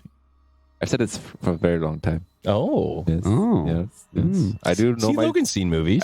I do know that Tom Hanks, Do you remember what movie from the 80s where he was a young kid in a man's body? Yeah. That's what's it called? Not it. Ding, ding, something ding, big. ding. It's called big. It's called big, isn't it? Why? Yes, you're right. Yeah, you're right. I love that movie. That fucking creepy ass fucking doll always gave me the heebie-jeebies every time I saw it. Not the doll, but the machine where he Zoltan goes, or Zoltar? Oh, yeah, Zoltar. Yeah. So if you guys need more proof of aliens, guess what? We've got some. Oh, yeah. Yes. Steve Kubacki was a 23-year-old student at Hope College in Holland, Michigan. It gives him hope. And February 20th of 1978, he was on a solo cross-country skiing trip near Saugatuck, Michigan. First mistake. When he disappeared. Which is his first mistake? Solo? Never go solo skiing. You never go ass to mouth either. Correct. Right. The next day, snowmobilers found his equipment abandoned, and police located his footprints on the ice. The way they abruptly ended suggested Kubacki had fallen through the ice and died of either hypothermia or by drowning. Seems pretty, cut and dry, right? That's a bad way to go, man. Oh, fuck. Could you imagine being under the ice and looking up and there's nothing you can do? Nope. Body just shutting down on you. That's another scenario. I'd break my own neck. Yeah, but how? You just gotta get that momentum, man. You just gotta channel that energy. Just be like, yeah, but if snap your own neck. You can break your own neck. Break the fucking ice. That's a good point. That's a really good point. You know what I mean? Like, fuck, if you got that much energy. Well, he could have survived. He had the strength, but he snapped his own neck like a jackass. I think he wanted to die. So, and basically they're saying it's cut and dry. Well, guess what? It's not. So the mystery appeared all but solved until May 5th, 1979, when Kubacki showed up in Pittsfield, Massachusetts. What? That's pretty far away. 15. Yeah. Massachusetts from freaking Michigan. Here? Yeah. That's on the other side of not other side, but it's on the East Coast. I think he got into a van that offered candy. That's what I'm thinking. Or it's the lizard people. The disguise. Beyonce. the reptilians. Yeah. I don't think Beyonce was alive yet. I don't think. Maybe she was. I don't know. She's immortal, dude. Oh, yeah. She's a lizard person. I forgot. Yeah. So 15 months after seemingly disappearing into the icy depths of Lake Michigan, he found himself lying in the grass some 700 miles away. Kubacki told reporters he had no memory of the past year and a half. However, when he awoke, he was wearing weird clothes and his backpack contained random maps. This led him to believe he'd been traveling. He also had a t-shirt from a Wisconsin marathon, which he explained by saying, quote, "I feel like I've done a lot of running." What the fuck? Now, you listen to a lot of true crime stuff. I do. Does chloroform, wipe your memory or give you, amnesia? No. Okay, so he wasn't chloroformed. And by the way, for all those people out there that know what chloroform is, it actually takes, in the movies, like they knock people out real fast. It actually takes like 2 seconds. It takes up to 5 minutes. Does it really? Yeah. Chloroform takes forever. Could you imagine if you were chloroform? You're like, okay. Yeah. Okay. It's like, if you ever, like in reality, if someone chloroforms you, you're bound and they're going to hold you there until you're like knocked the fuck out. But at that point, just smack him in the fucking head, knock him out. Yeah, or if it's a lose-lose, break your own neck. Yeah, I was going to say, or just break your own neck. He had the energy, but instead he decided to break his own neck. So the location of Kabaki's disappearance has led many to suggest he was yet another victim of the Lake Michigan Triangle. While some don't believe him regarding his supposed amnesia, others feel an alien abduction is a reason behind his disappearance and lack of memory. Now we're cooking with fire. Okay, so now let's I want to just kind of stop with this one real quick. Let's just say hypothetically, dude did this dip out, fucking went out, fucking partied up, whatever it was. Who gives a shit? He's a student, right? You can do whatever the hell you want. But why would his tracks just stop? And how would he do that? That's true. Unless he went into the water, but then he would freaking die. He would die of hypothermia. Yeah, for sure. Or from breaking your own neck. Right. Right. Either but way. Look how far away Travis Walton showed up. Yeah. I mean, that's miles and miles where he, you know. This could totally be like an Archer Bob's Burger kind of thing, too. Dude just froze and then, like, realized, like, his brain was shutting down. All of a sudden, his just memory was wiped and he hit the reset button. And well, what's in Massachusetts? Because maybe this is a portal. Like that's what they were saying. Yeah, that's what people are thinking. Yeah, but what would be in Massachusetts, like, for the other end? But he was also in Wisconsin as well, too. There's nothing in Massachusetts, is there?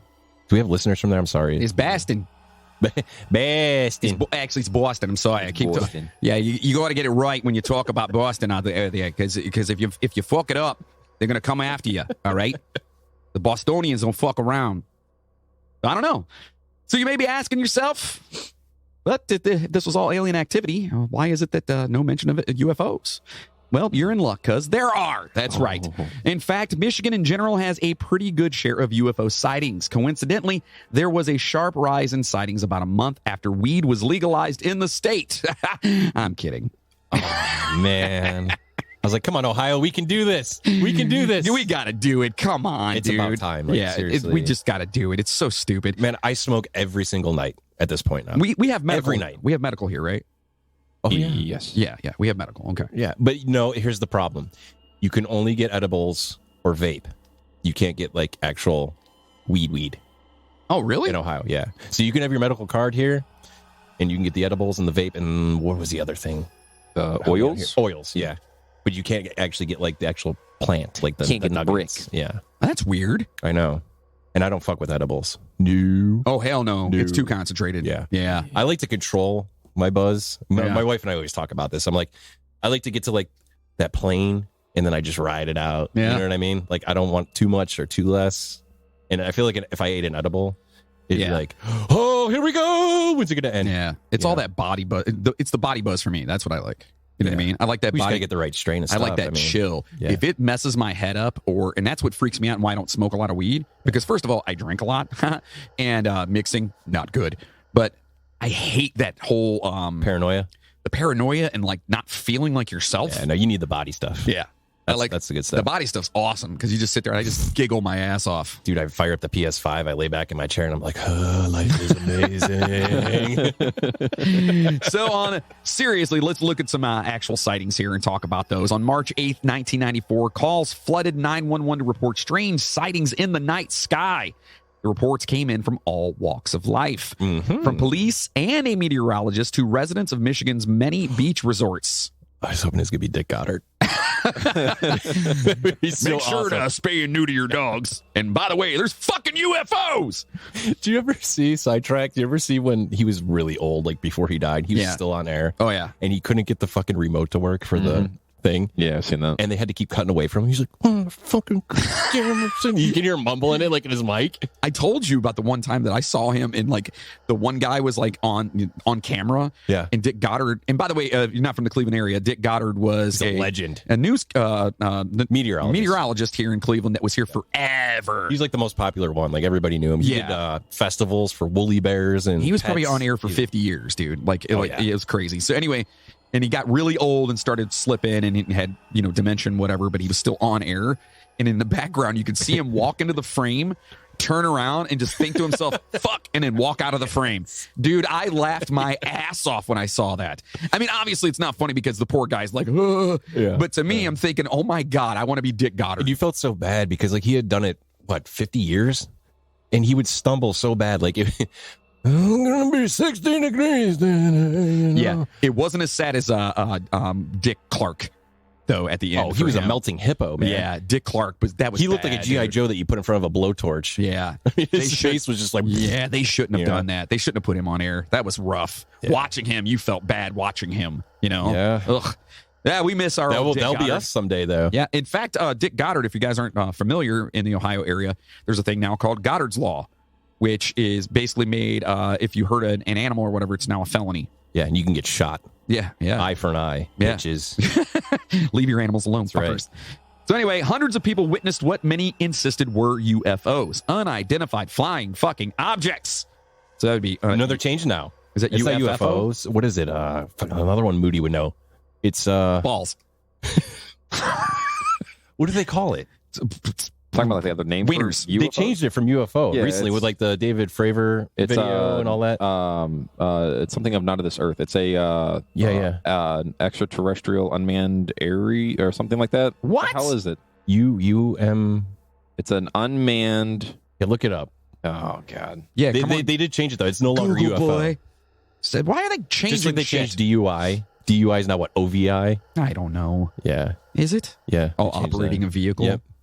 That's so dumb. It used to be DUI, now it's OVI. Whatever. Quit changing Government shit. officials now prefer UAP, unidentified aerial phenomenon. Yeah. Phenomenon. Drink. So Cindy Pravda, 63 of Grand Haven, remembers that night in vivid detail. 4 lights in the sky that looked like, quote, full moons over the line of trees behind her horse pasture. Quote, I got UFOs in the backyard, she told a friend on the phone.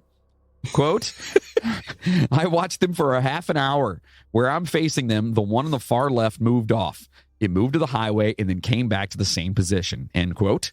Pravda told the Free Press. Yeah. I picture this lady in like this shitty kitchen, right? And she's got one of them white like tank tops, but it's all stained and shit. She's smoking a Virginia Slim Misty 100. Mm-hmm. And she's got the phone and she's like, Susan, I got UFOs in the backyard. You should come over. Bring Bob. Show him.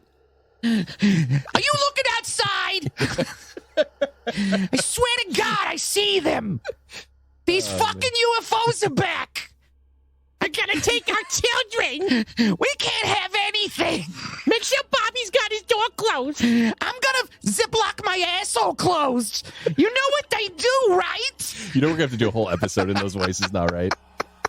Just crazy ladies seeing UFOs. Yeah. But can I be Whitey though? Yeah. Can you do one? Let's hear what you got. Hold on. Oh. I don't even understand anymore, man. I don't even know. Yeah. Oh my God.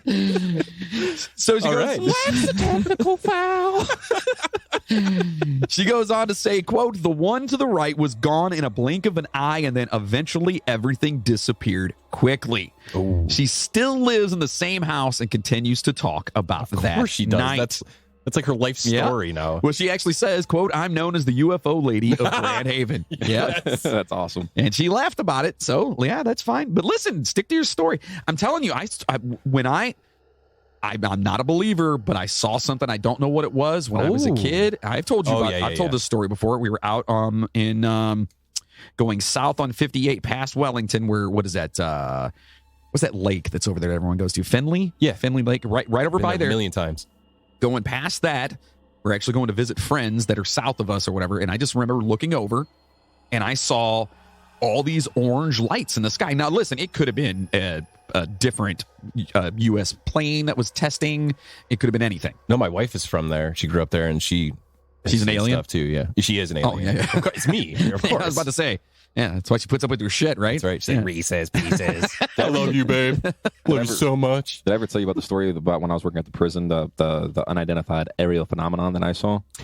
Yes, you did. Dude, that was like the trippiest thing I've ever seen in my life. Because if you like think about it, like when like meteors and stuff break up in the atmosphere, different perspectives see different colors.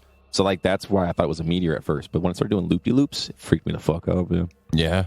Yeah, They're out there, man. Oh yeah. And they're really close to releasing it. The government is like so close to just being like, you know what? Fuck it. Yes, they're real. Ha-ha. I feel like it's a Men in Black thing where they're giving us tidbits. Yeah. Small stuff. Because if they overflooded it, everyone's going to fucking lose their shit. Yep. You know what I mean? There's going to be Right. suicides and shit. You know what I mean? Oh, yeah. Because, I mean, what is that going to do to religion? Nothing. Well, we all You don't know- think so? We all know about that. so- No, I mean, if not to be like a dick or anything, but if religion's made it this far, I feel like aliens are just going to broaden the religion spectrum. No, because, dude, it opens everything then. It erases all of history. Oh, maybe. Yeah. Because, we don't know. Because now we don't know if it was Big Bang or if it was on purpose by aliens. I mean, it changes everything. They come down, they're like, we are sorry. This is a simulation. They got a little test tube with Yeah. like a little fetus in there. Yeah, Like, what are you sorry for? We forgot 2 of you here.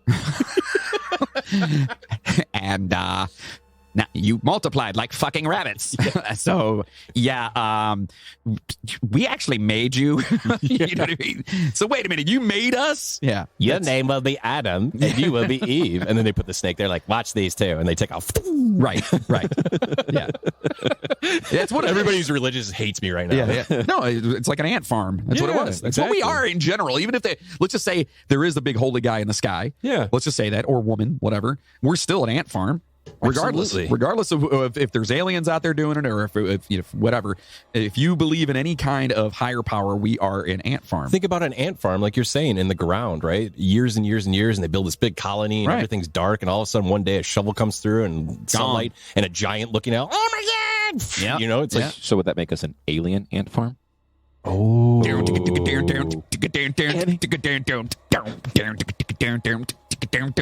that's another good one to look up. If you're not familiar with Alien Ant Farm, they're a great. They're band. Yes. amazing. Yes, They're so good. And by the way, drink. Mhm. So Daryl and Holly, Daryl and Hall Oates here. No, Daryl and Holly Graves and their son Joey told reporters in 1994 they witnessed lights in the sky over Holland at about 9:30 p.m. on March 8th.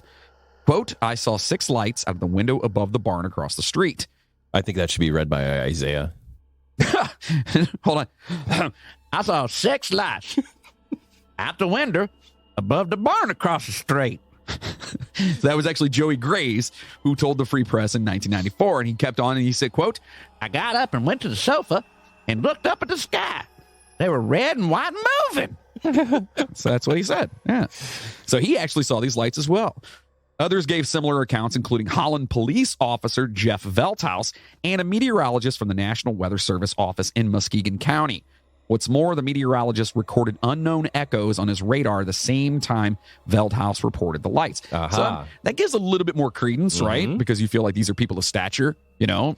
Like it's I'm a fucking cop. surprised that fact or that information even came out, because usually the government kiboshes that right away. Like, give us the radar feed, you know, and it's gone. Well, he's probably the only cop in town, and that meteorologist is probably a dude in his bedroom. You know what I mean? Like, Andy Griffith. yeah, right. You want to put my bullet in, Andy? So, quote, my guy looked at the radar and observed 3 echoes as the officer describing the movement. Leo Greenier of the NWS office in Muskegon said in 1994. Quote, the movement of the objects was rather erratic. The echoes were there about 15 minutes, drifting slowly south-southwest, kind of headed toward the Chicago side of the south end of Lake Michigan, end quote. So this is multiple people saying that they saw pretty much the identical same thing. Which is generally, from what we know over the years, this is how this stuff goes. You always have multiple eyewitnesses, and each one of their stories is a little bit different in detail, but they all kind of have the same overall theme, right? Yeah, it's pretty wild.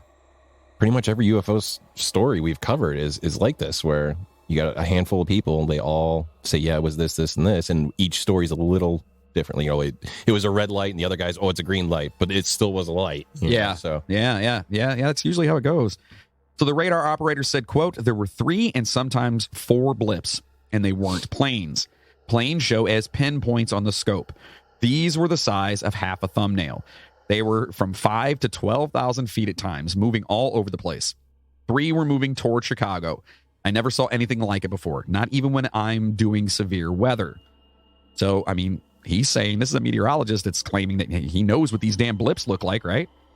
Hundreds of reports of suspected UFOs were called in not only to 911 dispatchers, but also to the Mutual UFO Network's MUFON Michigan chapter. Is that an actual thing? The Mutual UFO Network? I think we should sign up for it if it is. Oh, 100%. I don't know. All right. You think we get a t-shirt for it? I wouldn't hope so. All right, Logan, check that out. MUFON. MUFON. See if there's a Cleveland chapter of MUFON. We could start, the chapter. Yeah, but can we call it the MUFON Pooper? Or the Poopers No, MUFON? it'd be KUFON. KUFON? Cleveland. Yeah, but it's mutual. It's Mutual UFO. That's what it is. Oh, I thought that was Michigan. No, it's mutual. It's like Mutual of Omaha. Oh. MUFON, an all-volunteer nonprofit organization founded in 1969, bills itself as, quote, the world's oldest and largest civilian UFO investigation and research organization. Hot damn. We need them as a sponsor. Oh, yeah. Yeah. Well, they're nonprofits, so that's probably not going to work. Okay, hold on. There might be one here in Ohio. Let's see. I'm looking right now at the chapters. Oh. There's definitely one in Nevada, depending on who you're Well, talking yeah, you're going to see stuff out there all the time. Nevada. Clear skies. Oh, there is one. We can talk to Thomas Wortman, who is the state director and chief investigator for Ohio, All right, Facebook that guy. or Ron McGlone, who's the chief investigator. He has an email and an Ohio website. Oh, my goodness. Let's interview him. Can we interview him? Oh, that'd be awesome if we There's could. a conference coming up in August of 2022. Where? I don't know. It's probably like Cincinnati. Super 8 Motel. Yeah, right. We'll give you the room for $50. Go ahead. Yeah, that is hilarious. So wait, yeah, let's contact the guy and just let him know what we do and see if we can get an interview or something Like a with phone him. call? That'd be awesome. Yeah, we'll promote his thing and Yeah. we'll see if he's actually seen. I'm sure he has. Yeah, So he's the leader. What do you call that? he said what he was. The president. Is it like Sons of Anarchy? He's the president. By the way, I just listened to a podcast today about the Hells Angels. Yeah. Holy shit. Oh yeah. I worked in a prison. I know. And they're everywhere too. Yeah. They're like all over the place. By the way, if you guys know any Hells Angels or if any Hells Angels are listening, hi and thank you for listening. Yes. Because I'm going to be really nice because I'm afraid of you. You know, it's actually kind of funny. I do know quite a few. Yeah, not doing it. Yep. Yeah. So let's just find our P's and Q's. Yeah. Gonna be good. So the reported UFO sightings were the largest since March of 1966. Bill Konkoleski, Michigan State Director of MUFON, told the Free Press, quote, it was one of the big ones in the state. We haven't seen a large UFO reported sighting wave since that time. Damn. So that's pretty awesome. Yeah. You know, if in fact that was a real thing, you know what I mean? And multiple people are saying they saw it, and it sounds like they're all seeing the same thing. Yeah. And I'm trying to think, was there military bases around Lake Michigan? I'm sure there is somewhere. There's one that's around it, more towards the northern portion of it. That's the base that flew planes over to for 9/11. Oh, well, maybe something came from that then. I mean, This is 98 though. I mean, they're 1998. Yeah. Yeah. Yeah. Hey, quick question. Answer. Where is Westerville? Westerville? Ohio? That is east it's of west. Northerville. I don't know. Yeah, I have no idea. MUFON is going to be having a free lecture scheduled to be held at the Westerville Library. We should totally crash it. Dude, let's do it. Let's just go and talk to the guy. It's fucking Yeah. There's no date. It says TBA, but still. Come on. So we're having by the way, folks, everyone out there, Midnight Train Podcast, we're actually going to be having a live performance to be announced. Like, we don't know when. Just kidding. Anyway, I don't know. I thought that was... Did that go flat? Sorry about that.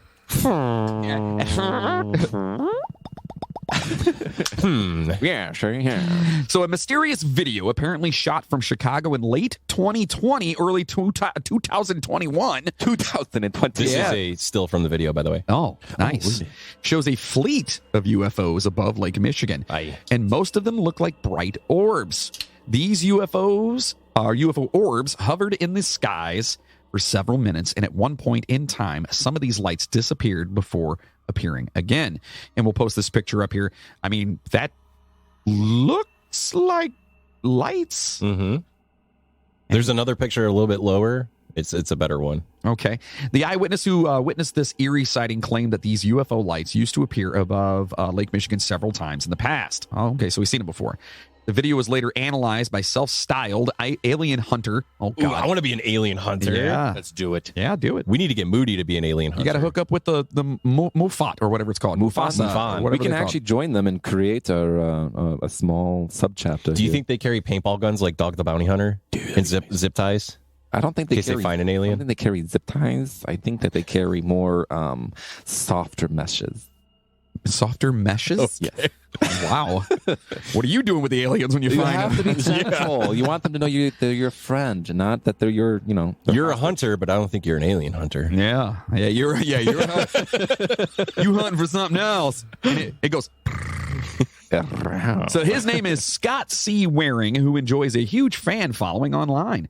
After analyzing the mysterious footage, Waring claimed that something strange was going on in the skies of the United States. Uh-oh. He also suggested that there could be an underground alien base in Lake Michigan. That's exactly what I was thinking. Yeah. Oh, that's it right there, huh? Yeah. Well, that's crazy. Well, did you hear? So you know that the footage at the Navy, or not the, was it the Navy that put out where they were following? in the Navy. Okay, but anyways, there's That black and white video. Yeah, it comes right out of the water. It comes out of the water and then goes like back into it or whatever. That's where there was like a whole lot of conspiracy theorists saying that that there was like an underwater base for military operations. Did you ever see the movie The Abyss? Yes. Uh-huh. Dude, I'm telling you right now, I honestly think, and this is just my hypothesis here, everyone's always talking about, aliens coming from outer space and stuff. And we always look at outer space. But what is it? 90% of our oceans are unexplored. Correct. And if you look at some of the creatures that are down there, I'm telling you, if aliens do exist, or if an alien being is going to come from anywhere, it's coming from down there. Oh, they down there. Oh, they down there. Absolutely. Because, dude, look at octopuses, octopi, whatever. They are, first and foremost, they're one of the most intelligent animals on the planet. Next to dolphins. Right. Like them and dolphins are the smartest. They can literally squeeze their their huge body through a keyhole. Mm-hmm. You know what I mean? They can maneuver locks to get out of things. Well, they know how to manipulate our emotions as well too, kind of like how dogs do, like domesticated dogs. They know how to manipulate emotions. I'm telling you, want. those. What's wrong, Bob? Oh, the octopus is making fun of me. But have you ever seen the battleship or whatever? his eyes. He's judging me, dude.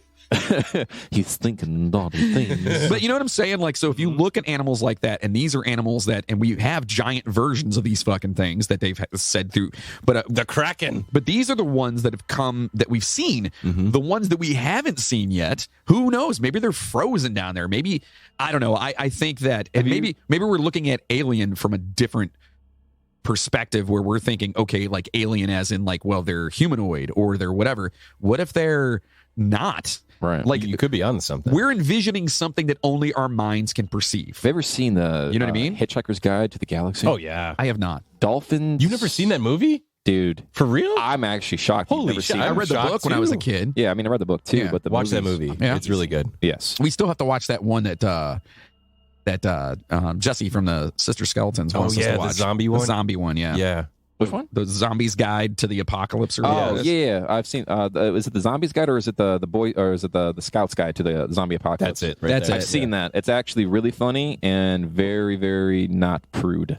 Not crude? Prude. Yes. Lots of banging in it? Lots of, let's just say, zombie strippers and What? young teenage boys who like to fondle zombies. Well, I guess I won't be Oh. watching that there, Jesse. Rated Yes. R.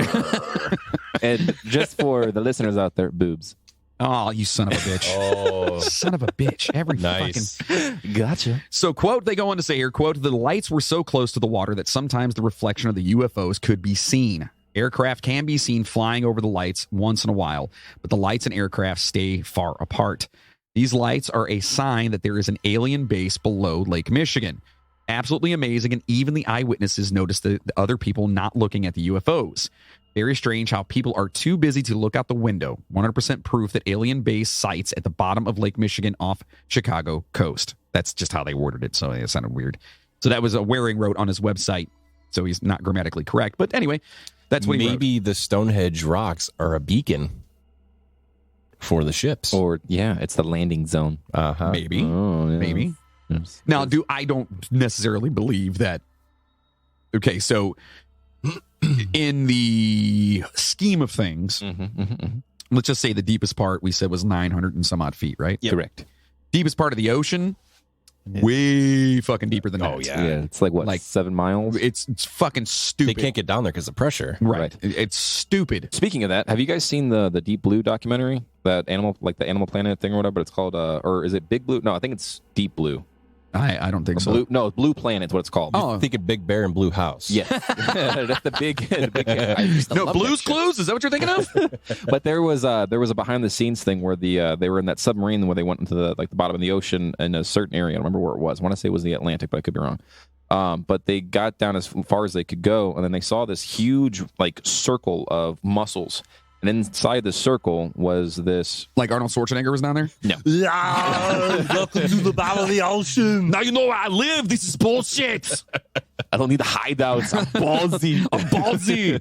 But anyways, in between this, in the middle of this circle of mussels on the bottom of the ocean, there was a lake in between them, and they were in the submarine trying to go through the lake because they could see the ripples in the water, like they could see water moving underwater, which they thought was so bizarre to begin with. Oh, wait, I did see that. Yeah, I saw A that. porthole. Yes. So you ever seen Meg?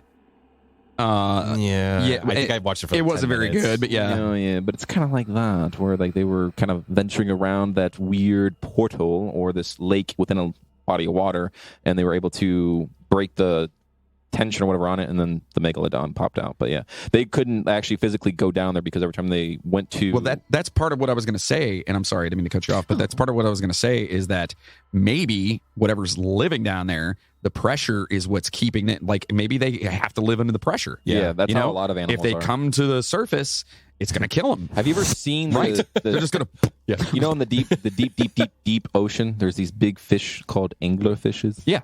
Do you know the actual size of an anglerfish? They're about 3 meters. Okay. Yeah, it's pretty good size. That's 9 feet. It's very big. But down there too, like they're creating these like if you look at those kind of fish and those kind of animals down there, they're creating their own bioluminescence. Mm-hmm. You know what I mean? Yeah. Like there's animals, there's plants that create their own bioluminescence. And they live off of bacteria. Like they don't actually eat. There are animals that have become, and because I watch a bunch of shit, and it's mostly documentaries because I'm a fucking dork. But there are animals that live down there on the bottom of the ocean that they eat only when a dead animal will finally decay enough to go to the bottom of the ocean. Yeah. And they will eat its scraps. So like they've learned to only eat once every fucking year. Yeah, that's or crazy. some shit like that. Yeah, there's a lot of animals like that. It's insane. There's Yeah.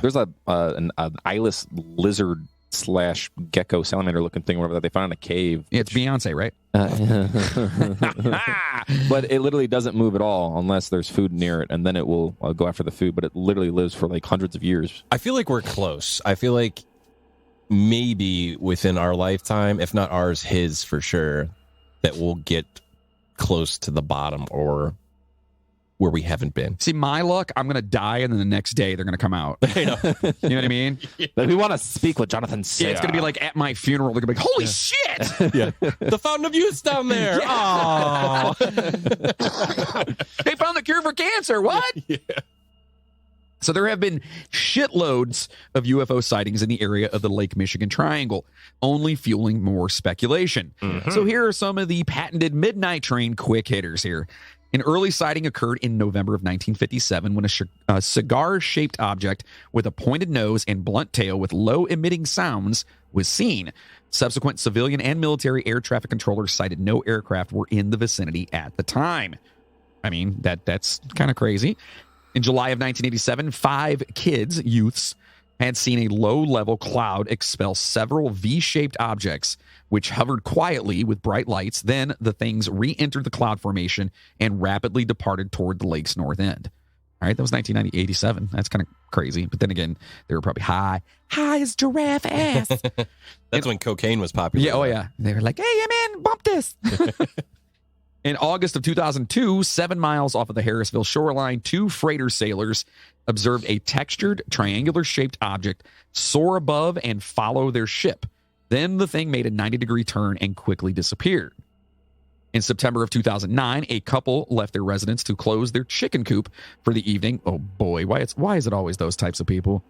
Why are they the ones? No, I can't say that because I come from those types of people, but my neighbors have chickens. That's my in-laws. My in-laws have chickens. Do they have chickens? Yeah. All right, so that was judgy of me, and I take that back. Anyway. Way to go. Yeah, I'm a dick.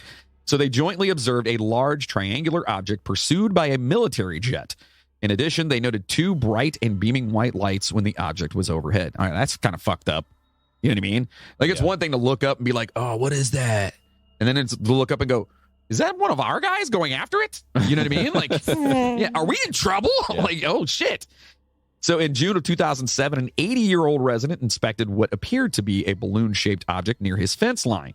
Upon his arrival, the object immediately increased to the size of a car and shot upward. It was a DeLorean. Great Scott! He stated his body hair stood on end, and when he later touched where the thing was, his hands became numb. Oh. In October of 2010, a couple experienced a sky filled with a variety of low-flying white and red objects. The couple returned to the village where 5 individuals from a retail establishment joined in the observation. Later, a massive yellow orb appeared and quickly exited into the sky. The viewing lasted for nearly an hour. So I don't know. We're convinced. I know definitely Moody is. Oh, yeah, for sure. Moody's convinced. Yeah. I think he was convinced before we even did this episode. Absolutely. Yep. He walked into it saying it's aliens. Seems like a lot of craziness for sure. Like it's really, I don't know. There's a lot of fucking weird shit going on there. So anything else weird? Why? Yes. Yes, there is. Yet another odd aerial phenomenon occurred on July 12th, 1883 aboard the tug Mary McLean. It's a tugboat.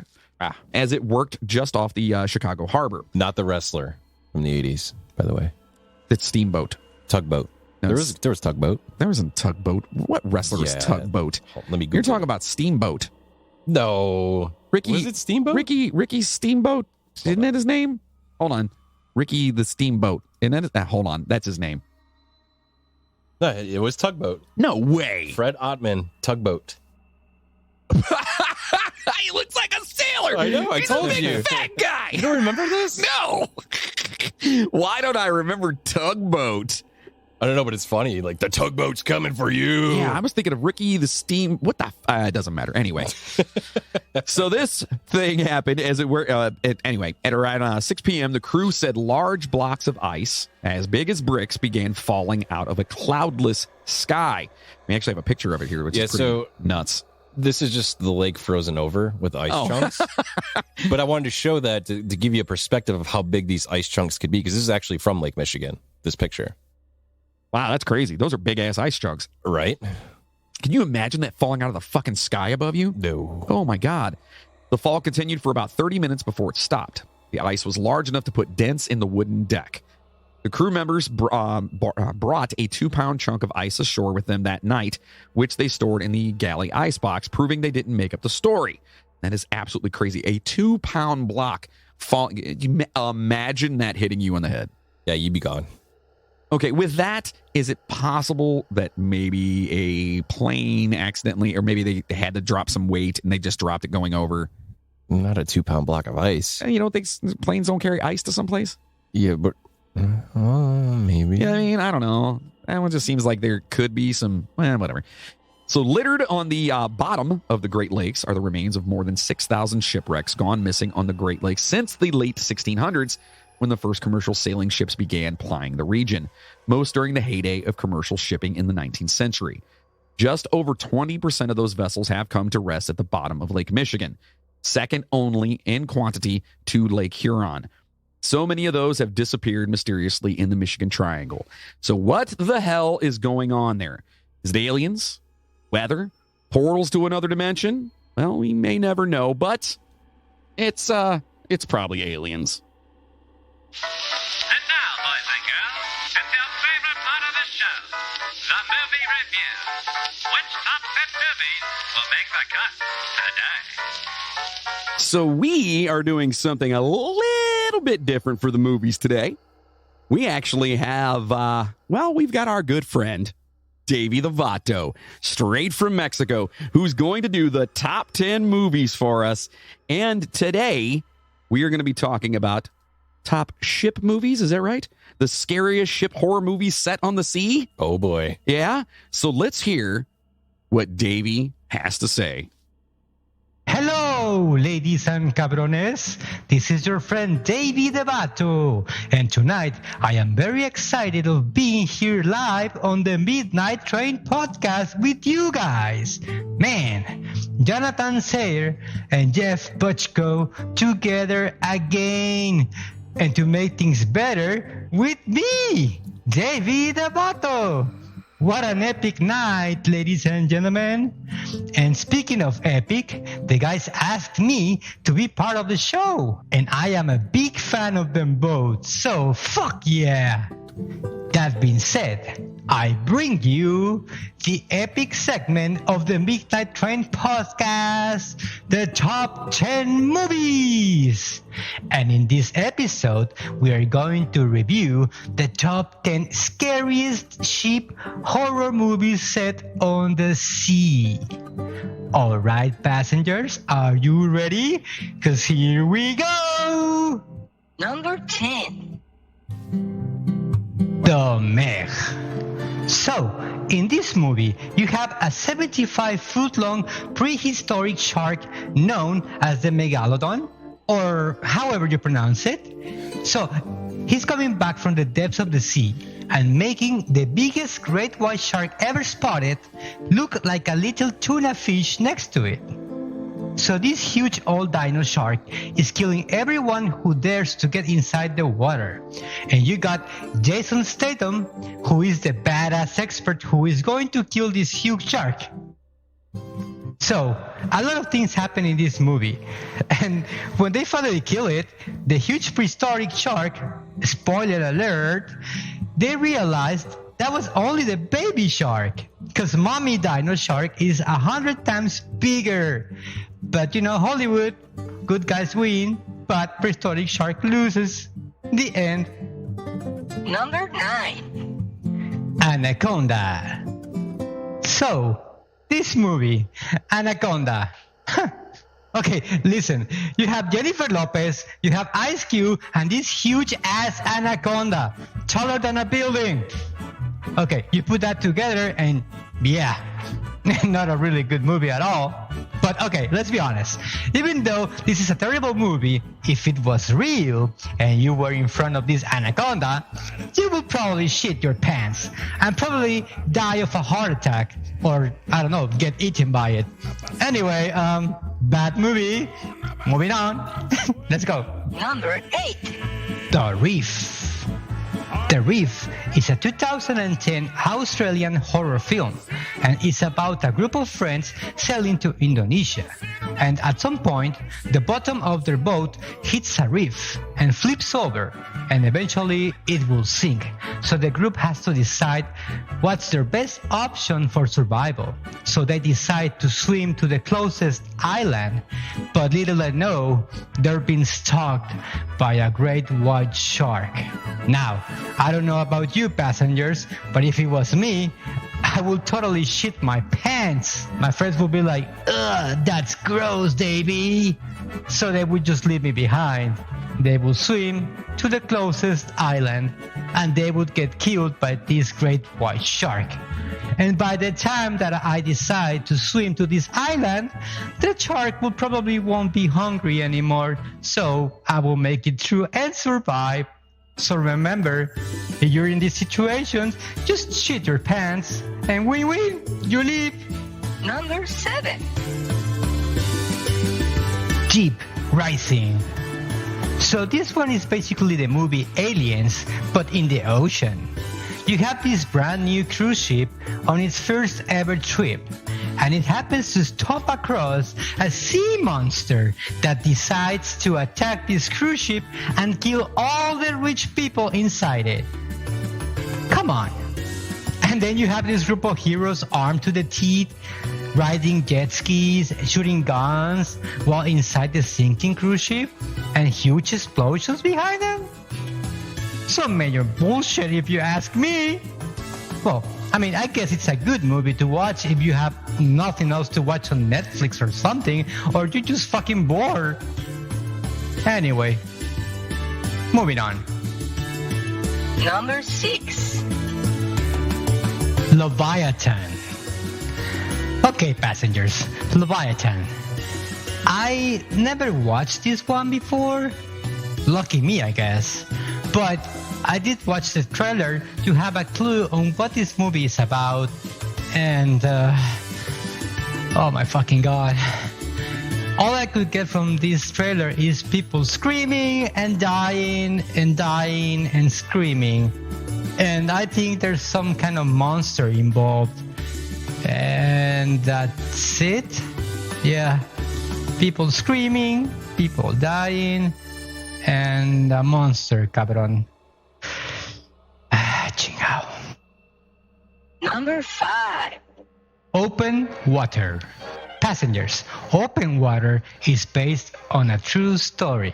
And this is the story of Tom and Eileen, who in 1998 went out with a scuba diving group, but they never came back. So basically, in this movie, you have 10 people in your party, and they all go down scuba diving. 2 of them come back to the boat for some reason, and then decide to go back into the water, right? And then you have this asshole who is in charge of counting heads. He's like, okay, 2 came back to the boat. So that's 1, that's 2.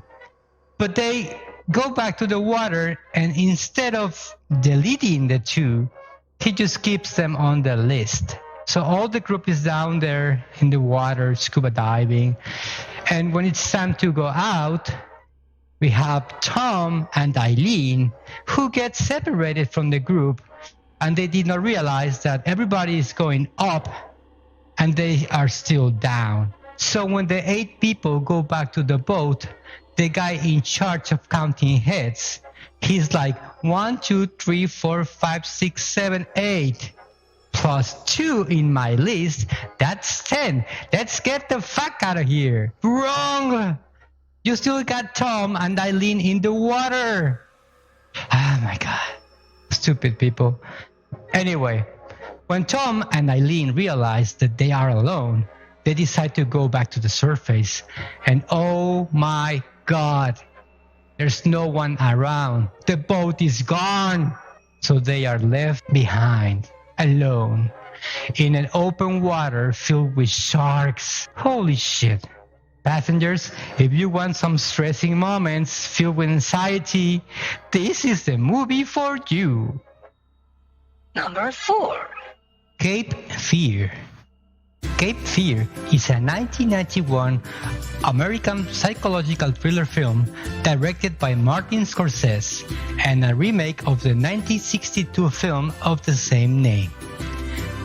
The film tells the story of a convicted rapist who, using mostly his newfound knowledge of the law and its numerous loopholes, seeks vengeance against a former public defender. Oh, and it has a scene in a boat out in the water, and that's why the movie made it into this top 10. Yeah. I personally never saw this movie, or the original for that matter, but the trailer looks okay and intense. Yeah. You go watch it if you want, if you like Martin Scorsese movies. Anyway, moving on. Number 3. The Abyss. So this one, it's kinda weird in my opinion. You have these people going into the deepest waters on Earth to try to rescue a nuclear sub that got ambushed and sunk. And in the deepest waters, they find this weird water-shaped looking creature, and they fight each other. And this thing, I don't know, they play bumping cards with their multi-million-dollar submarines, and some of them die, some of them survive, and yeah, I never watched this one, but I mean, I did watch the trailer to be able to talk about it, and still got nothing. So, I mean, it actually looks cool, and I might watch it someday, but I don't know. You guys go watch it, I guess. Anyway, next. Number 2. Ghost Ship. Okay, passengers, I actually have watched this one a long time ago, and I thought it was kind of cool. So, listen, you have this boat salvage crew that discovers the remaining of a cruise ship in the middle of the ocean, and this cruise ship was lost for over 40 years. Now, they manage to get aboard on the ship, and they discover that this decaying vessel is not abandoned or deserted. It's actually home to something more deadly and horrifying than anything they have encountered in all their years at sea. Ghosts! Yeah, this ship is haunted. So a lot of things happen to them, and they try to solve the mystery of this haunted ship while trying to stay alive. It's a really good movie to pass the time if you ask me. So if you haven't watched it, go watch it. Number 1. Jaws. Who has never seen this movie, passengers? Come on. This movie actually marked my life. I'm actually scared of the ocean thanks to this movie. So yeah. When a young woman is killed by a shark while skinny dipping at night, Police Chief Martin Brody wants to close the beaches. But the mayor, he's like, "What the fuck, are you crazy? We can't close the beaches." Fearing that the loss of tourist revenue will fuck up the town. So Brody, he gets a team together and goes out in the ocean to hunt this killer shark. And they find themselves in an epic battle of man versus nature. And that's when they realize they're gonna need a bigger boat. And there you have it, passengers. That's the top 10 movies of this episode of the Midnight Train podcast. This is David Abato, and I will see you next week in the next top 10 movies. Hasta luego, cabrones!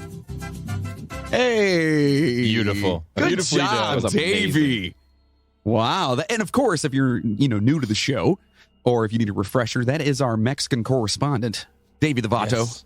Even they are afraid of water from Jaws. Yeah, Jaws fucked up a lot of people. They traveled the world. Yeah, it fucked up a lot of people. Yeah. Oh boy. And make sure to watch Abus. Yes. I thought he did great. He did awesome. He did amazing. Very that good was so job. good. I'm glad you put your own little spin on things. I thought that was amazing. So Yeah, spice up the top 10. you know? yeah, I thought that was awesome. So listen, thank you to Davey on that one. I do have a passenger message here that I thought was really cool. This is from Alex Jones, and no, not that Alex Jones. A frog! A frog in the water! Yeah, not that crazy son of a bitch. So he says, "Hi, my name is Alex, but most people call me Piglet." So first and foremost, hello, Alex, or Piglet. How are you? I am 18. I have to say thank you. Ever since I have found your podcast on Pandora, working and just passing time and going through my day-to-day has become a lot easier. I also want to thank you because your episode on mummies in the intro, when you have the soundbite of Stewie saying "mom" over and over. Oh, yeah, I remember that. That brought back memories of when I used to bug my mom by doing that, and obviously it wasn't intentional, but I am still grateful.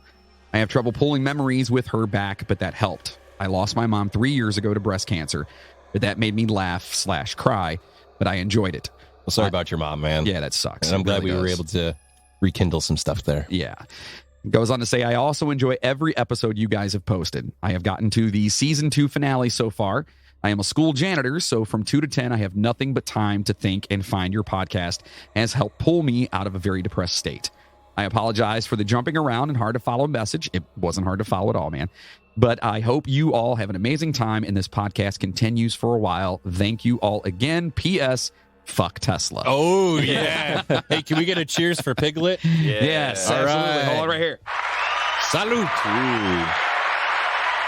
Yeah, man. Thank you so much for the message. Greatly appreciate that, man. And we're glad we can actually, not only rekindle some of those feelings, because I know those are kind of rough. I actually responded and told you that my mother passed away right around a little over 3 years ago, I think now. Mm-hmm. And it's hard, dude. So I get it. But I'm glad that we can actually help you through your day. Laughter is the best medicine. Absolutely. We're a bunch of dummies over here and just know that we enjoy doing this and we want to make people happy and smile and give you some little knowledge on the other side of it, Yeah, a little So, pick me up from the boring, mundane day. Right. Right. Absolutely. So listen, we hope you enjoyed your ride with us on the Lake Michigan Triangle. And yes, it's fucking aliens, right? Or Bessie? Bessie. Bessie. Susie. Remember Susie? Yes, Susie. It's Susie. Gentlemen, brace yourselves. Susie's coming. Susie approaches. Off the disc here. No, you know what it would be? It would be. Port side, Susie, sir. You ever seen SpongeBob, the Krusty Krab, not the Krusty Krab, Mr. Krabs, when he gets his $1,000,000 and it's the fucking giant oyster and it's the fucking orchestra in D minor and shit? Logan, I'm 40 years I was old. about to say, I'm 45. No. Y'all at least had kids who watched it. Yeah, but that Well, I doesn't would mean put the I've kids seen in it. front of it and I'd walk away. I will be fair, and this is me being the overcritical father, but I never, well, it wasn't around when you were little, but when the other ones were little, I never let them watch SpongeBob. But once you grow, Really? once your brain grows. I always thought it was like the most just stupid shit. Yeah. I wanted them to watch stuff that was like educational and like they'll learn something from it, not, you know what I mean? Like My mom refused to let me watch Courage the Cowardly Dog because she felt the same way about that, more so than SpongeBob.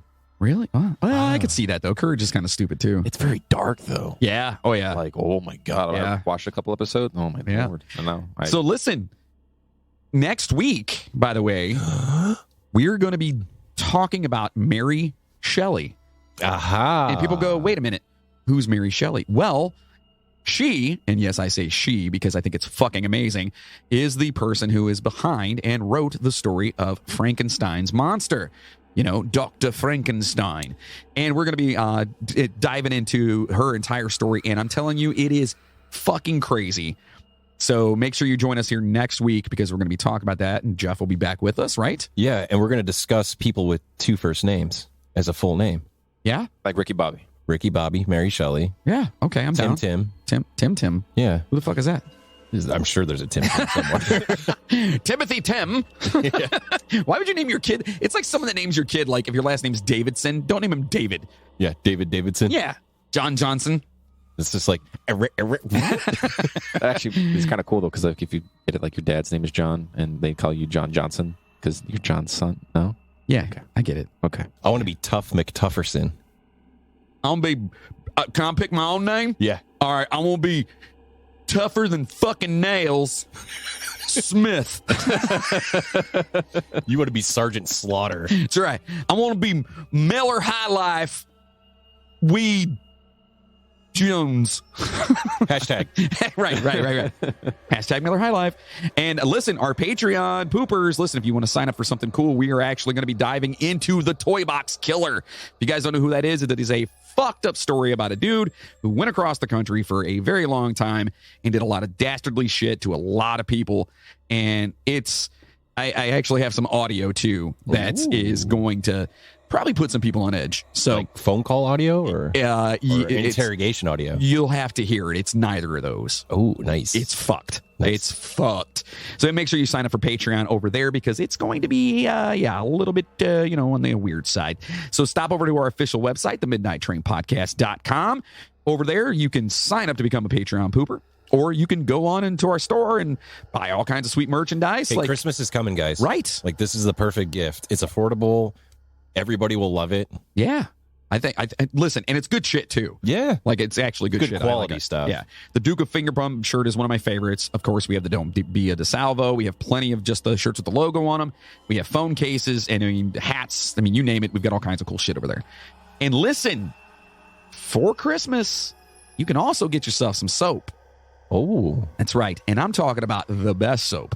Dr. Squatch is changing the way men approach hygiene by providing all natural, high quality, healthy products like bar soaps, hair care, colognes, beard oils, and more to make you feel like a man, smell like a champion. Jeff, do you use Dr. Squatch yet? no, I need to get on this. You on have board to. here. You have to. Well, if you use our code here, you can get 20% off. And I'm telling you, you will not be disappointed. Do they have a scent that's cedar and power tools? Yes. I need that in my life. It's definitely cedar. I know that for a fact. Like, I want to smell like I just came out of the wood shop. Like, hey, what's up? Dude, I'm hungry. They have a Star Wars pack. Oh, what? And it's amazing. Oh, It's amazing. They've got a Darth Maul, a Obi-Wan Kenobi, a Darth Vader, and a Yoda in the 4-pack. Samantha, I know you're listening to this and you need Christmas ideas. It's awesome. I actually bought 2. One to keep because it comes in a collector's box. Nice. And then the other ones I'm actually using, and they're awesome. They're amazing. So for all you people out there, great ideas. And if you want to save some money on that, listen, you can get 20% off your first subscription. Just head on over to the midnighttrainpodcast.com/sponsors, or just go to our website and click on the sponsors button, and then go down to the banner, and you'll see the little thing. It says, click here. Use promo code DSC Squatch20. You'll get 20% off your first subscription. Like, what more It's could amazing. you want? This is a perfect Christmas gift, especially for the geek in your life. If you have like a geek or nerdy friend, It's amazing. yeah, you buy it, use the promo code, save some money so you can get some Christmas ale. But I'm telling you right now, that's awesome. I'm telling you right now, though, you will not. I would not have this on the show right now if I didn't 100% believe in it. And when I wake up every day, I take a shower, and that's my favorite part. Is that You take a shower every day? Yeah. Do you? Okay, wait, I lied. I mean, I do, but do you? I mean, I do, but I don't wash my hair every day because you gotta let the thickness. I don't know what that's like. I mean, if you asked me 20 years ago, I could tell you, but Wait, what's hair? yeah. What's that? It's on your back. Oh, you mean the shit I had to shave off my ass today? Yeah, that hair, it all slid down. Oh, Yeah. So also do us a favor and stop over to Apple Podcasts or wherever you're listening right now and give us a 5-star review. 5 stars helps. And while you're there, like, follow, subscribe, or whatever the hell you can do there. By the way, now that I'm back, I need more recipes, people. So let's start posting them on the reviews. Crockpot. Crockpot recipes. Yeah. Preferably chicken. Yeah, if you're new here, Jeff wants crockpot recipes all the time. Yes. Even though Jeff is now married. Yeah. But Yeah. she's looking for crockpot recipes too. Oh, okay, cool. Can we hitch on that? Can we do air fryer recipes too? I like that because I use my air fryer Dude, a lot. Okay. dude, Sid found a freaking making a s'mores in an air fryer. Pop-Tart, it'll change your life. Dude, really? 350 degrees for 3 minutes. Oh my god. Both Pop-Tarts in there. That's going to be our new podcast, by the way. It's going to be air fryer recipes. Oh, it was yes. Pop-Tart. But we're going to make it like ASMR. So the entire time we're like, so the Pop-Tart, when it comes out, you're going to take the butter. Everyone's like,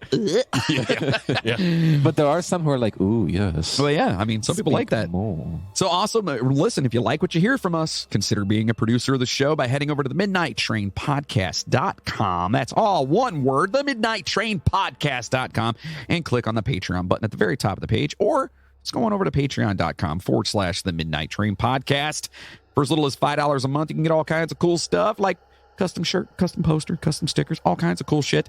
And you get quarterly stickers, you get all kinds of cool stuff. And it's like the price of like, 2 gallons of gas right now? Not even. Yeah, it's cheaper than any streaming service. Yeah, it is. And I saw the new stickers. They're awesome. Yeah, you guys are going to want them. They're really cool. The new looking. stickers are awesome. Oh, and thank you for bringing that up because if you guys just send us your email, we're going to shoot you out a bunch of stickers. And we have a little thing going on. It's probably going to start in the beginning of next year. We're going to give people time. And basically, you shoot us a picture of wherever you stuck that sticker, and we're going to see who wins every month. And every month, someone's going to win, and we're going to give you some fucking personalized swag. That's what I'm talking about. Yeah, it'll be cool. Yeah. It'll be awesome. So just send us your email, and we'll definitely send you out the stickers. So, and also, if you want those bonuses, sign up to our Patreon. All right, that's pretty much all it is. But word of mouth. Listen, even if you don't want to sign up for that and you just like the show, let people know about us. You can follow us on Twitter, Instagram, TikTok, YouTube. We're all over the place. Make sure you're checking out Milo's Midnight Menagerie over there on YouTube as well. Which he's taking a little break, I heard. Oh, really? Yeah, I haven't heard that to him yet. the other day. I haven't Venmo'd him yet. Yeah, that's probably why he's taking a break. Son of a bitch. But he will be back from time to time. Is that what it he is? told me, yeah. But he said he's really upset that he never got his paycheck. Fucking hell. And Freddie did. I did pay Freddie. Yeah, he got paid, Yeah. but Milo did not. Son of a bitch. So Wait a minute. I paid. Freddie got paid. The raccoon got paid. Todd got paid. Todd West got- Green Tree got paid. Yeah. But yeah, Milo didn't. So he's going to take a little hiatus. Yeah, he's probably upset. Which is okay. He'll be back. That's fine. I'll have a talk with him. Yeah. It's fine. So listen, we can't thank you enough for all of the love and support we've received. You passengers really do keep the train moving. Thank you so much for listening, and a very, very special thank you to our fearless Patreon poopers. To my dude Nathan Diekman, who signed up. He signed up to become a pooper. Nice. At the $5 level. At the $10 level, I walked over. I said, dude, why'd you do that? He's like, well, because I want the shit. I'm like, well, if you just do the $25 one, and then, do it for 3 months and then knock it down to 5 after that, you get like a shirt and all kinds of shit. Dude, like 10 minutes later, it was like ding, ding, ding.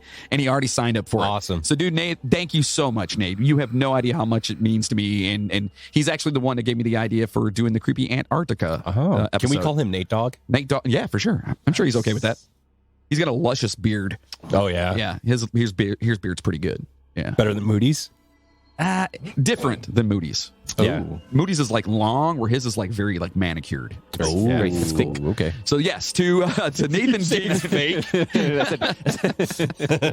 to Nathan Digman, Hank Sanchez, Stacy Lukonen, Nicholas Cooper, Caitlin McKinney, Trent Scott, John and Kate Deschanay, Spencer Dunlap, Jacob Cook, Maggie Brothers, Albert Lopez, Miles Campbell, Brian Gunzelman, Margaret Atkins, Colleen Cox, Pumpkin Escobar, Mac Doherty, Turner Cox, Sydney Sayer, Gina Madison, Janet Sherrill, Laura Randall, Chad Flint, Chris McLeod, Justin Kowalczyk, Rob Webb from the Fun Box Podcast. Make sure you're checking out the Fun Box Podcast because Rob's awesome over there.